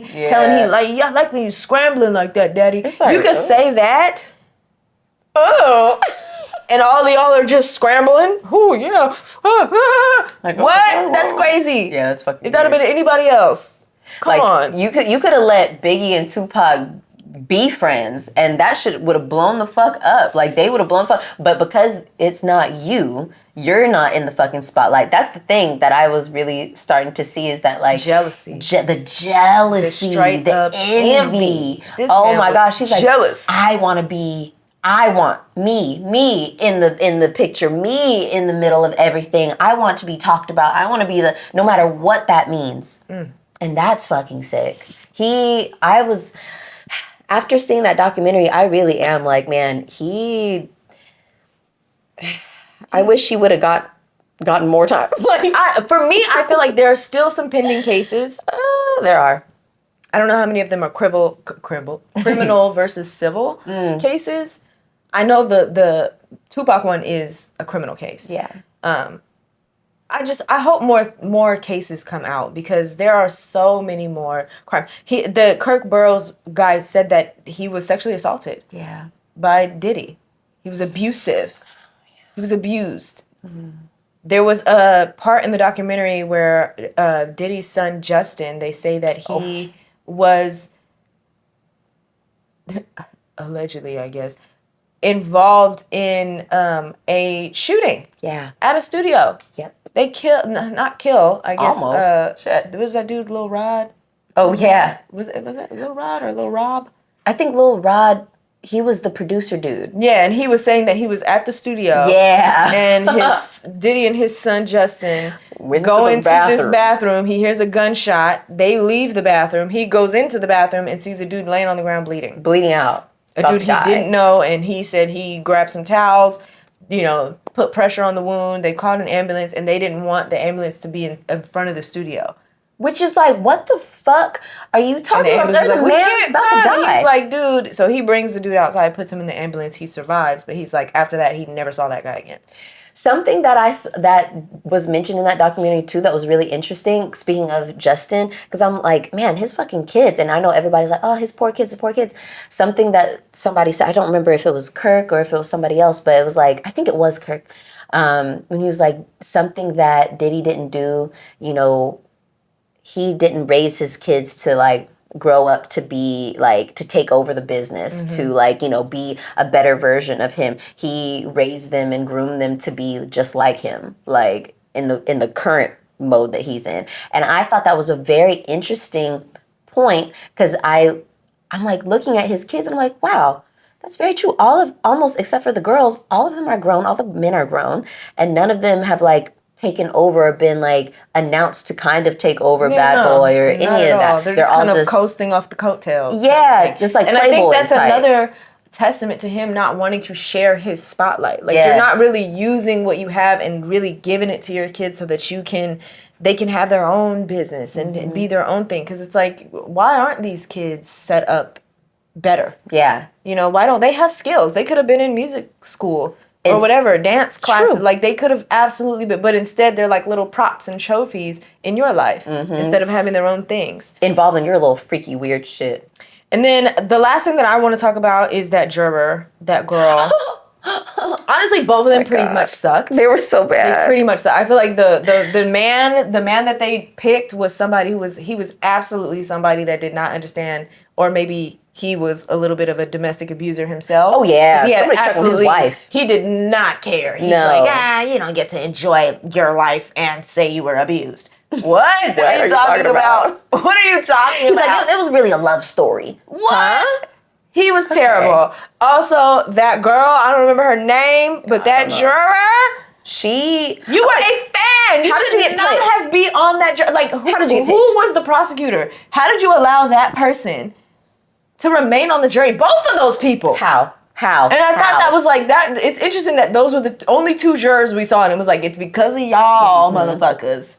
There was so much sympathy in that jury for him. Yep. That girl said she thought her and Diddy were connected in the courtroom. Ma'am, She was like, you're dismissed. Get out. What? She was like, there was times where he would look and, nod, and I'd be nodding and make the same face too. Like, oh yeah, that is We very both interesting. thought it was crazy. Like, girl, get out. What are you talking about? You're supposed to be unbiased. You're not supposed to be relating to him. I was just like Diddy in there. What?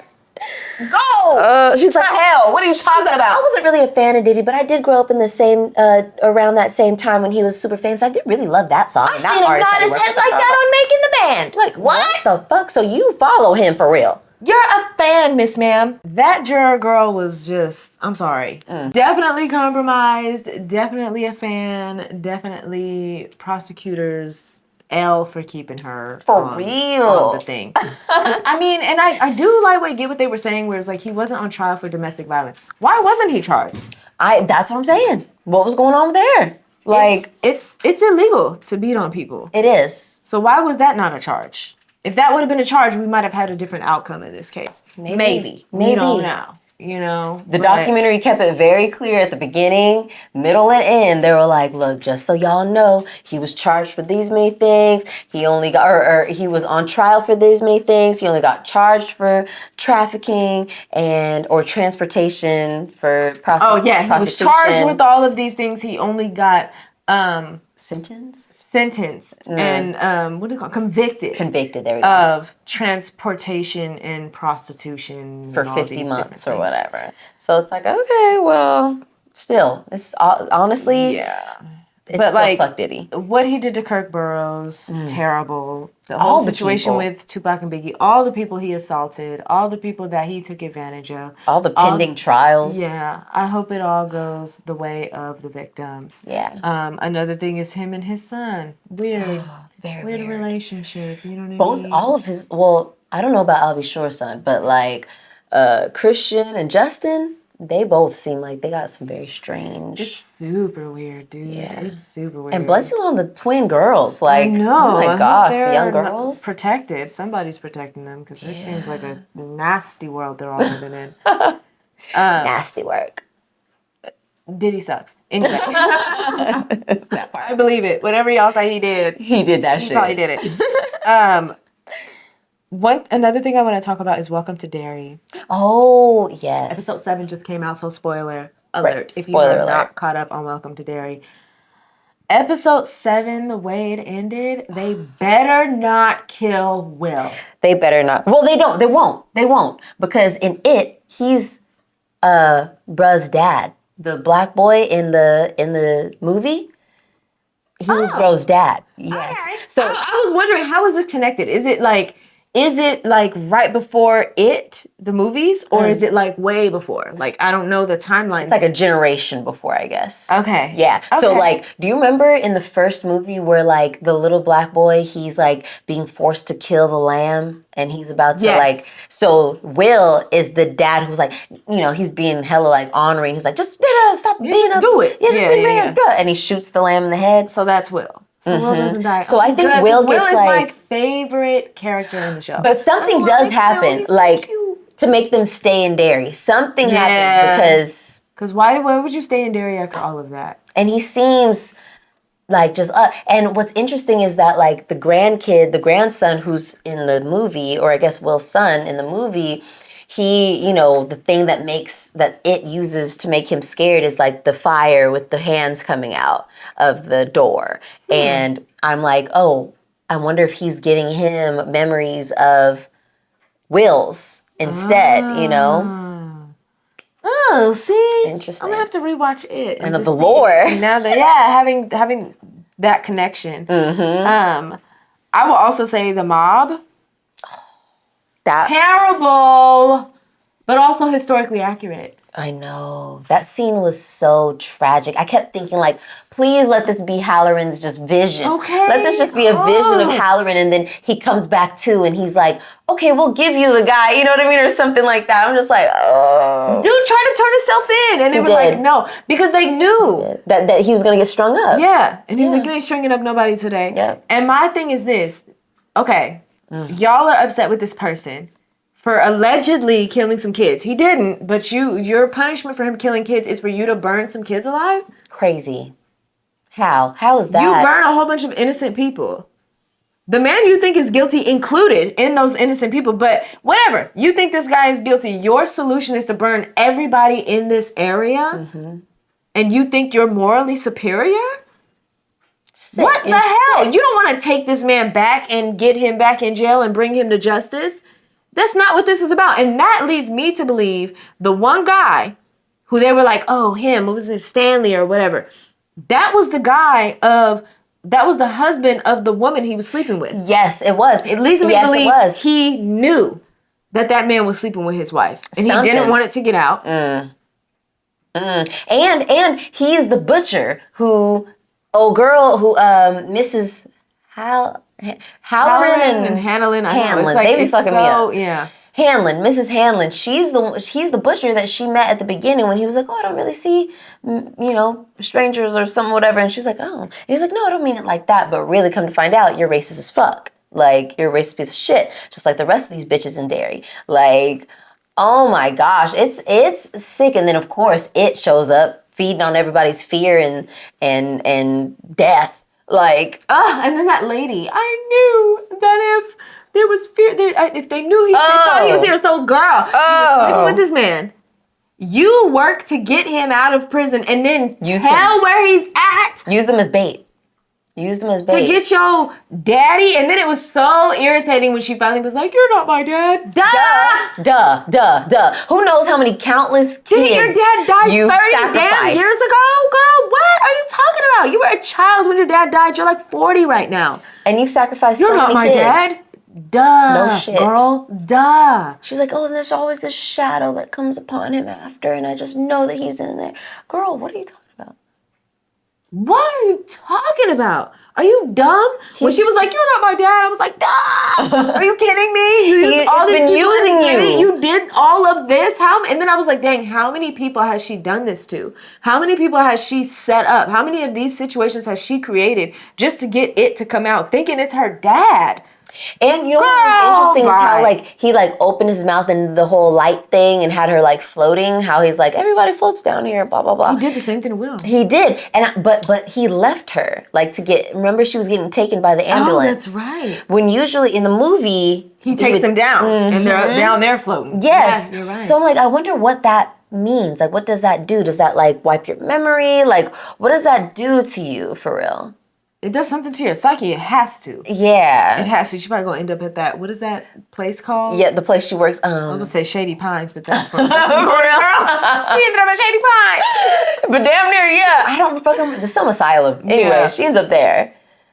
Oh, yeah. And then I saw this meme that was like, or not a meme, it was a video. It was this dude, and he was like, honestly, I fuck with Derry. I do. I really do. I fuck with the kids at Derry, but I feel like the Hawkins kids from Stranger Things would have been took out it. Okay. But my thing is, the girl that had the weapon that it was scared of, why is she just sitting in her room staring at the wall with the weapon? Oh, Lily? Yeah. Yeah. Why are you holding the weapon? Why are you doing nothing with the weapon? Yeah. Why are you not? Her whole idea was, we need to go back down there and girl, and what? And what? We need to go back down there and what? Look, I get her idea of wanting to go back there, or maybe. I stick with my friends, and if it comes, because he keeps coming. He keeps coming for me and my friends. Yep. Maybe we all stick together, and I have this weapon. We'll all be safe together with this weapon here. He doesn't like this thing. And then the government destroying one of the pillars. Yo, crazy. When the dad, what's the dad's name? Hanlon something. Something Hanlon. I was like, bro, if you don't keep your fucking mouth shut, you're such a do-gooder. Like, why do you have to go up and be like, no, you won't. Bro, shut up. Play the game. Play the game. They're clearly playing you. Play the fucking game. Why are you you're gonna show them all your cards and then think that they're gonna just let you go after you pull the gun out on the main nigga? Like, you're tripping. Use your brain. He's too square for his own good. He pulled the gun and was like, take it out. I thought he was gonna say, give it to me and then leave. But he was like, take it out. And the dude was like, come up here. And he went up there without the thing. They're gonna burn it. Are you kidding? They're gonna burn it, bro. And then they say burn it, and you're way the hell up there. You can't do nothing about it, and they burn it, and it's dead, and it's gone. It's done. One pillar out the way. You are oh my God, I can't stand him. I hate his character. As much as I like Will, his dad is a straight thumbs down. No, for real. The mom, she's with the shit, and she's out with the indigenous lady. Yeah. About to do some work with the dad. She's trying. She's doing what she can. Unfortunately, Will's at home getting attacked by a bloody ass it. Like, oh my God. It's just, this season finale is about to be... Wait, is it only 8 episodes? Next weekend is the season finale. No, I thought there was 10. Yeah. Oh my God. Yeah. Episode 7 was absolutely gut-wrenching when Rich died. I know. I was tearing. Rich. I was tearing up. Yeah. I was like, Rich. He was, but that's the thing about this fucking show is that the kids, they die. Like, the kids be dying. They don't give a fuck. He sacrificed himself. He did. He really did. She was like, wait, there's not enough room for both of us. He was like, I know. And close that. Oh my God. And the baby died. Oh my God. And I loved his character. He was so cute. He was so cute. I liked him and Will as friends. Yeah. They were cute together. That was cute. You think they're going to do a season 2? They better. This was good. It was really good. It was good. It was really, really good. I do remember, I forget the guy's name. I know his last name is Skarsgård. It's like Bob or Bill. Bill Skarsgård. And I remember him back when I think the first It came out, and he was like, yeah, I kind of have a hard time getting dates because of I did so good at It. I'm like, no, for real. No, for real. With the slobber and the eyes. Yeah. And they made it look very much like you. Like, yes. It just looks very much like, oh, you kind of look like It. No, for real. It's me. Oh, shit. Okay. And then the dad, like, when they had him as the clown dad, like Pennywise before he became It, like, I was like, damn, he looks crazy still. Yes. Like, he doesn't look like a regular dude. And was that Bill Skarsgård playing him? It was. Oh, okay. Mm-hmm. Yep, it was him just with like probably like a few layers less of makeup. Yeah. You know? And I was like, damn, he still looks crazy. He does a really good job of Pennywise though. Because that is terrifying. Like, it's scary. It is. It's scary. But I was thinking, I grew up watching the original. Oh, okay. I just saw the original literally like last month. Rod and I watched it. Yeah. I was like, that was like, we would watch it all the time. Like, well, let's watch Scary, let's watch It. We would watch It. And that guy, I forget his name, is Tim something. He did such a good job. And I was comparing the two, the original It to the newer one. And I'm like, they're both terrifying in their own ways. They are. Right? Like, definitely time period and all the things. But like, I wouldn't want to see neither one of them. No. Neither one. Tim Curry. Tim Curry is amazing. Yeah, he is. But he did so good as It. He was terrifying. He was. I was scared. I was like, oh my so gosh. freaking scared. One thing that I will say that's more scary with this It is the teeth. The teeth that how come it out opens and he bites. Like, I remember Ooh. one time Dell and I were watching an episode of Welcome to Derry, and It came on right afterwards, and we watched the opening scene where the little boy has a boat and then he gets his arm bit off. I know, that shit was crazy. And I'm just like, run, little boy! No! Don't talk to no one in no sewer! Every time. Every time. And he's like, yeah, reach in there. Come get your boat. No! Don't reach in there. And then he just rears up and bites his arm off. You're like, ah! Every time I watch that scene, I'm like, oh, fuck. What's his name? Billy or something Billy? like that? I'm like, I think it was Billy. Why? Why? It was a newspaper boat. Just make another one. Who talks to clowns in the sewer? Who talks to the sewer? Just any person in the sewer. How'd you get in there? I'm running. I'm scared. And then he just is staring and the drool just drops down. He's like, okay, I think I'm gonna leave. He's like, wait, no. Don't you want your boat? Like, oh no, don't take the boat. Don't get the boat. Don't take the boat. Run away. Oh my God, yeah. No, Welcome to Derry is a very well done show. I wonder, I heard like, you know how people like to do their thoughts of like, oh, what's gonna be next? Yeah. They were saying that they think the next seasons are gonna be like different, or yeah, they were like, I think the next seasons are gonna be different time periods. Probably, right? So I was like, oh, that'd be interesting. But I just feel like, how would they, depending on how they end this next episode, this last episodes of the season, I'm very curious to see how they could set that up for it to be another, like, are they going to bring it to a close and set it up for another, time period? Or are they going to keep us going with this current time period? Yeah. Because it's like, they could. I feel like they could definitely do one more season with this time period. And they could. Maybe jump to after it. I don't know, but... Because I need to know, how do these people end up, specifically the Hanlon family, how do they end up staying in Derry? Why are y'all there? Why are y'all there? Why is anybody there? What's that like? What's the looming energy over the town that makes them... I did see in the beginning, do you remember when the army guy, what's the head army guy's name? The one who... The older white man. Yeah. He comes back and he sees the indigenous lady and he is like, I don't know why I didn't remember you until I came back here. I totally forgot that summer. And she was like, this place has a great way of making people forget. Yep. Was he lying? He was lying because he had been remembered before they started doing stuff, and because she called him out on it, like, and he was like, "I'm sorry, I had to do that because da da da da." Like he was trying to get the information from her. He's a terrible person. They said the American government is trash. Because like at first it was like it's always been trash for real. Because at first I was kind of like, he's like on the side of the black people and he wants and to, the indigenous folks, he's trying to find the pillars and keep it in the cage. No. They're trying to destroy the pillars and make everyone scared. He wants it to be unleashed and on kill the whole indiscriminately. And I feel like that is so on brand for like the white nationalist ideology in America. Like you want to destroy America to save America? He's like, fear is going to keep them in check. Fear. Okay, but also I see the country changing and fear is going to keep them dying. What?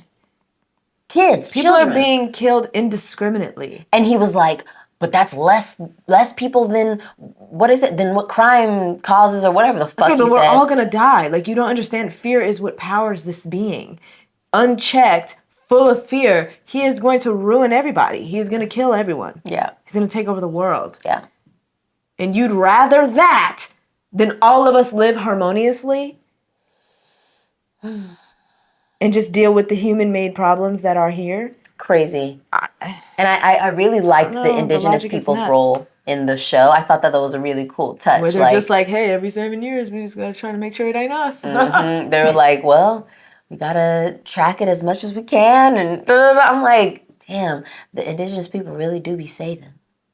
Always. It's always be knowing. People of color. It's always. And always, y'all, white people want to act like nobody, we're savages, we don't know anything.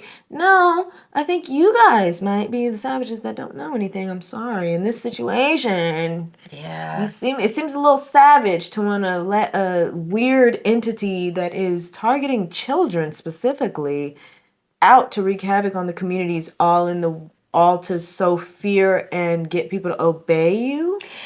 Honestly, blindly?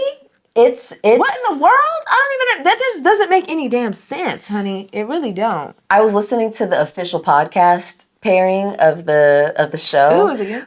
It's cool. And I think both of the hosts are is a black man and woman. And a lot of the comments, I enjoyed it. Like, but at first I read the comments just to see, and a lot of the comments were people being like, oh, the hosts make it all about race and it's so much about race and it doesn't have to. And I'm like, the show is heavily reliant on race, though. It's absolutely about race. It's about race. It's about culture. It's about differences of races, differences in culture.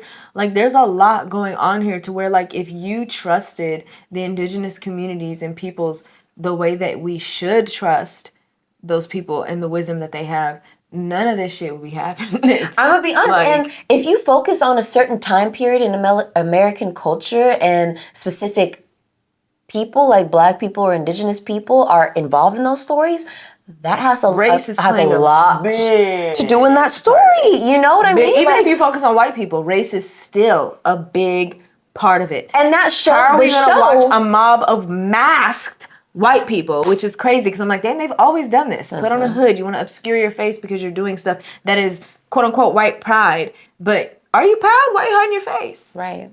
Anyway, a masked white mob of people burned down a building that they've locked people in, children, women, men. Of military men. And that has nothing to do with race. And then nothing happens to these people. The story is totally a lie. It just keeps going. The story of what happened. They said, oh, these guys came. They Gaslight. were heroes. They came and saved. They came to help. When really they're the ones that caused that issue. And you want to say that has nothing to do with race is crazy. It's crazy. And it's like, I'm like, you know, it's very interesting because it's like, you know, HBO, this show, it as much as it is about it and the scariness that happens on things, I very much do also believe that it is kind of a black show too. You know what I mean? Like, but it's an indigenous show. I mean, it has all these different elements. I think it's about America, and you don't talk about America without mentioning race. Yeah. Racism is a huge part of this country. It was built on racism. And a lot of people, and I think that's my thing to where, you know, white people want to not talk about racism, but absolutely will participate and endorse and support and vote benefit from racism. It's like, you like racism, but you don't want people to call it racism. You want to call it something else, but the truth of the matter is it's absolutely racism. Racism is why the indigenous people have been subjugated and murdered the way that they have. Racism is the reason why there's so much oppression. Racism is the reason why classism is alive and thriving the way that it is because of racism. We would all have universal health care if white people could accept the fact that black people and brown people will also have free health care. But you don't want black and brown people to have free health care, so you don't want it yourself.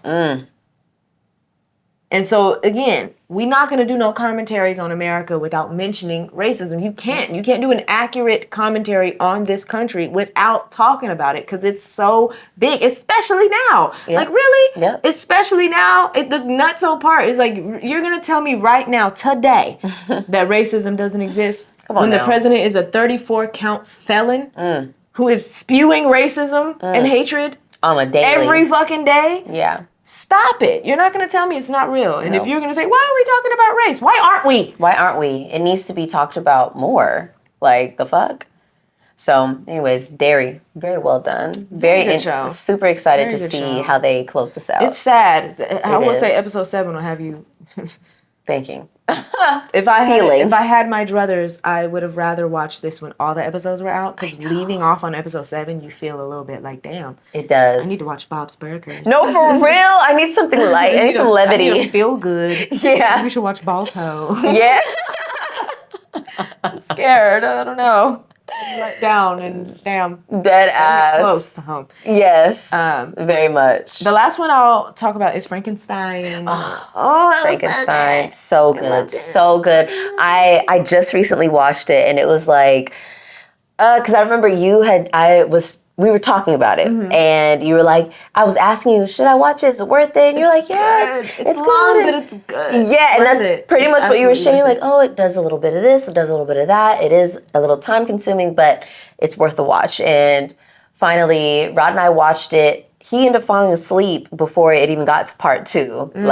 And by the time it started almost transitioning, I was locked in. I was part 1 is so good. Yeah. And I feel like part 2 starts off a little slow, but it also gets good. It's so good. Like Oscar Isaac, Jacob Elordi, what's his Del Toro? What's his first name? Guillermo del Toro. 10 out of 10. All of them did amazing job. The writing, the acting, the music, the settings, the world building. Oh my gosh, did such a beautiful tribute to Mary Shelley's original work. It was just, it was really good. It was just a good story. Like, I love a good like monster retelling. Like, Frankenstein was just modernization of a classic. Yes. Because Frankenstein is a classic. Most and classic. So I kind of went into it like, okay, what are you going to do? And then I felt the same way. I felt like it was extremely grounded. And that's what I really, really loved about it. To where it was even the monster grounded. Yes. The whole situation, the whole even way they made the monster, which is true to the book, using lightning, something that occurs naturally, and using that to, you know, it did a really good job of just creating the perfect storm of this monster being created and just being absolutely hated by its creator for absolutely no reason. He doesn't even know why he hates it. I think it's just like fear or whatever the case. Lack of control. But I will say that like Jacob Elordi really disappeared into the role. I think there was one time where I was like, wow, that's Jacob Elordi. and then it keeps going and you're like, wow, he did a good job. He did. Coming from where he came from to this. Yeah.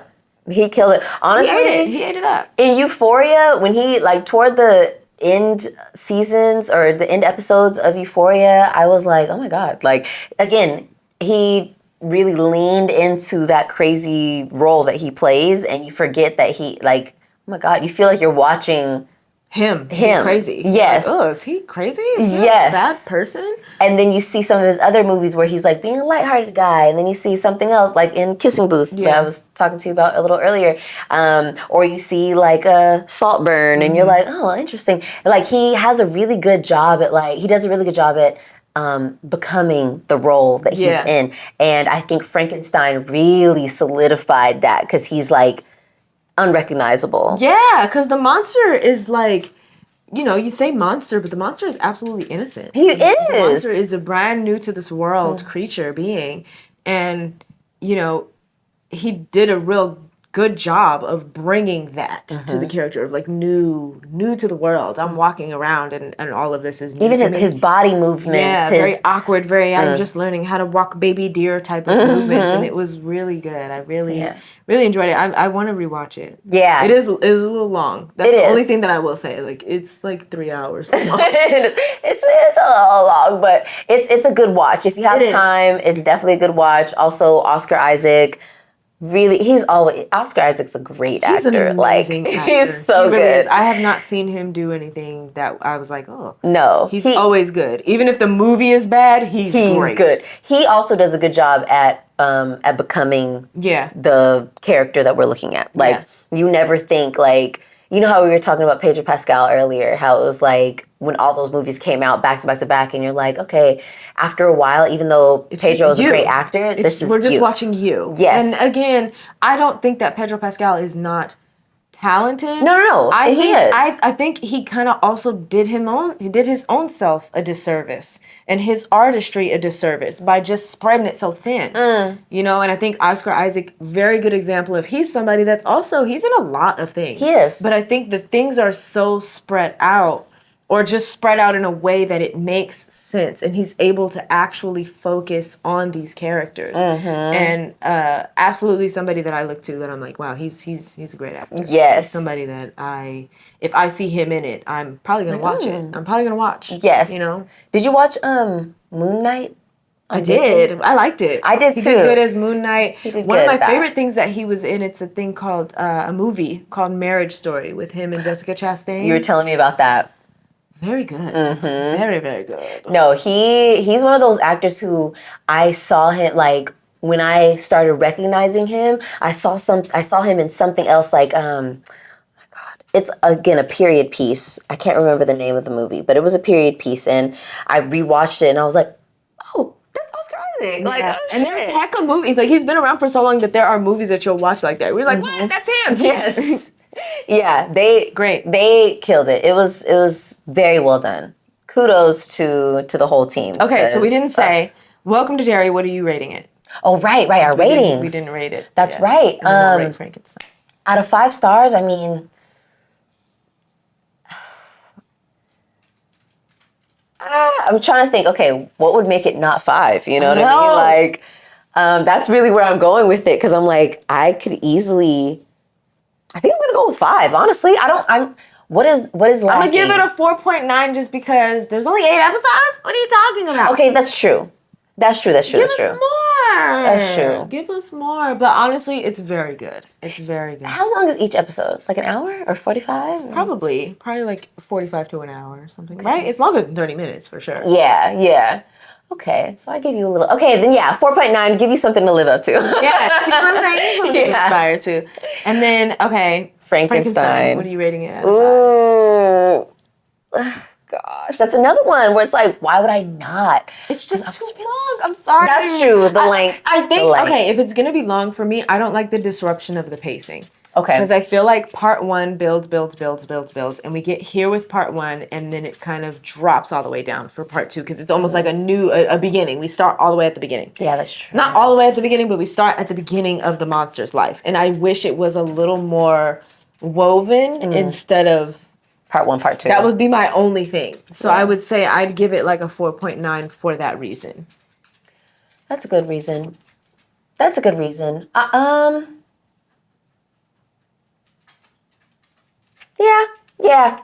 Yeah. I'll agree with that. I feel like. Or do you think? Yeah. What do you think? No. Yeah. Because if I'm like picking through hairs, then that would be the reason. Yes. Just a little bit long. It's still very good. But if I were to just be like, if I were to give that a pass, it would be a 5. Yeah. You know what I mean? If I were to give the timing a pass, 5. Yeah. Yeah. Because that was my thing. We were watching the movie, good. And I remember like it went to part 2, and I was like, oh, okay, yeah. And then it kind of went down, and I was like, oh, okay, we're building back up. Yeah. I was like, I don't really like this. See, and that's the other thing too. I think because I watched it, I didn't see it in theaters. I watched it streaming. So, you can get up and go to the bathroom and get some snacks, and, you feel comfortable at home. And I think knowing that, I'll probably go into it to where it's like, okay, we watched part 1, pause. Like a play. Take a break. Maybe dinner was in the oven and now it's out, and we're eating and we're watching, and I also think like you could watch part 1, go to bed, wake up in the morning, come back home from work and watch part 2. Truly. You could totally do that. I think it's a good movie though. I would that pacing part right there is my only little niche, but it's really good. Yeah. It's really good. I can't wait to watch it again. Both of those, good. If you're into scary for Derry, is give it a go. Welcome to Derry is scary. It is. Like there are times where you're like, it's like a horror movie. There's so many parts where I'm covering my eyes. It's very gory. If you don't like that, then probably don't watch it. Frankenstein is not. It's not very scary. It's not scary. Honestly, there's gory moments. Though, Victor Frankenstein is more scary than the monster. Very much so. Like the monster is very much. I mean, there's a part of it where you're like, damn, this motherfucker is crazy. Like he just can't die. It's crazy. It's correct. Victor is scary in a very human way. He's scary in a like I remember being so upset when I was like, so you just did this and didn't even have no plans after. Yeah. Like you just did this and didn't even know why you wanted to do it. Just to accomplish it, just to say you did. You just wanted to do it, and now that you've done it, you're even afraid of this thing that you've done. You don't even know why you did this. And you're feeling like, I don't even know now.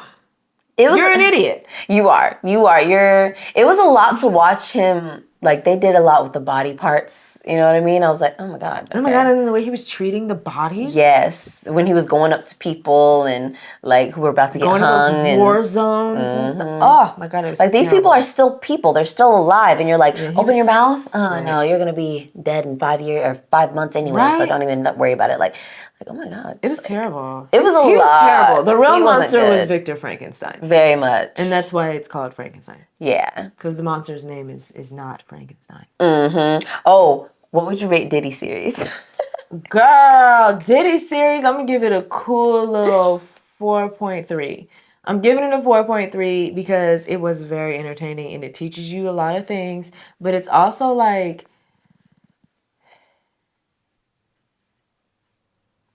this is terrible stuff. Yeah. Like, this is terrible, terrible stuff. Will I watch it again?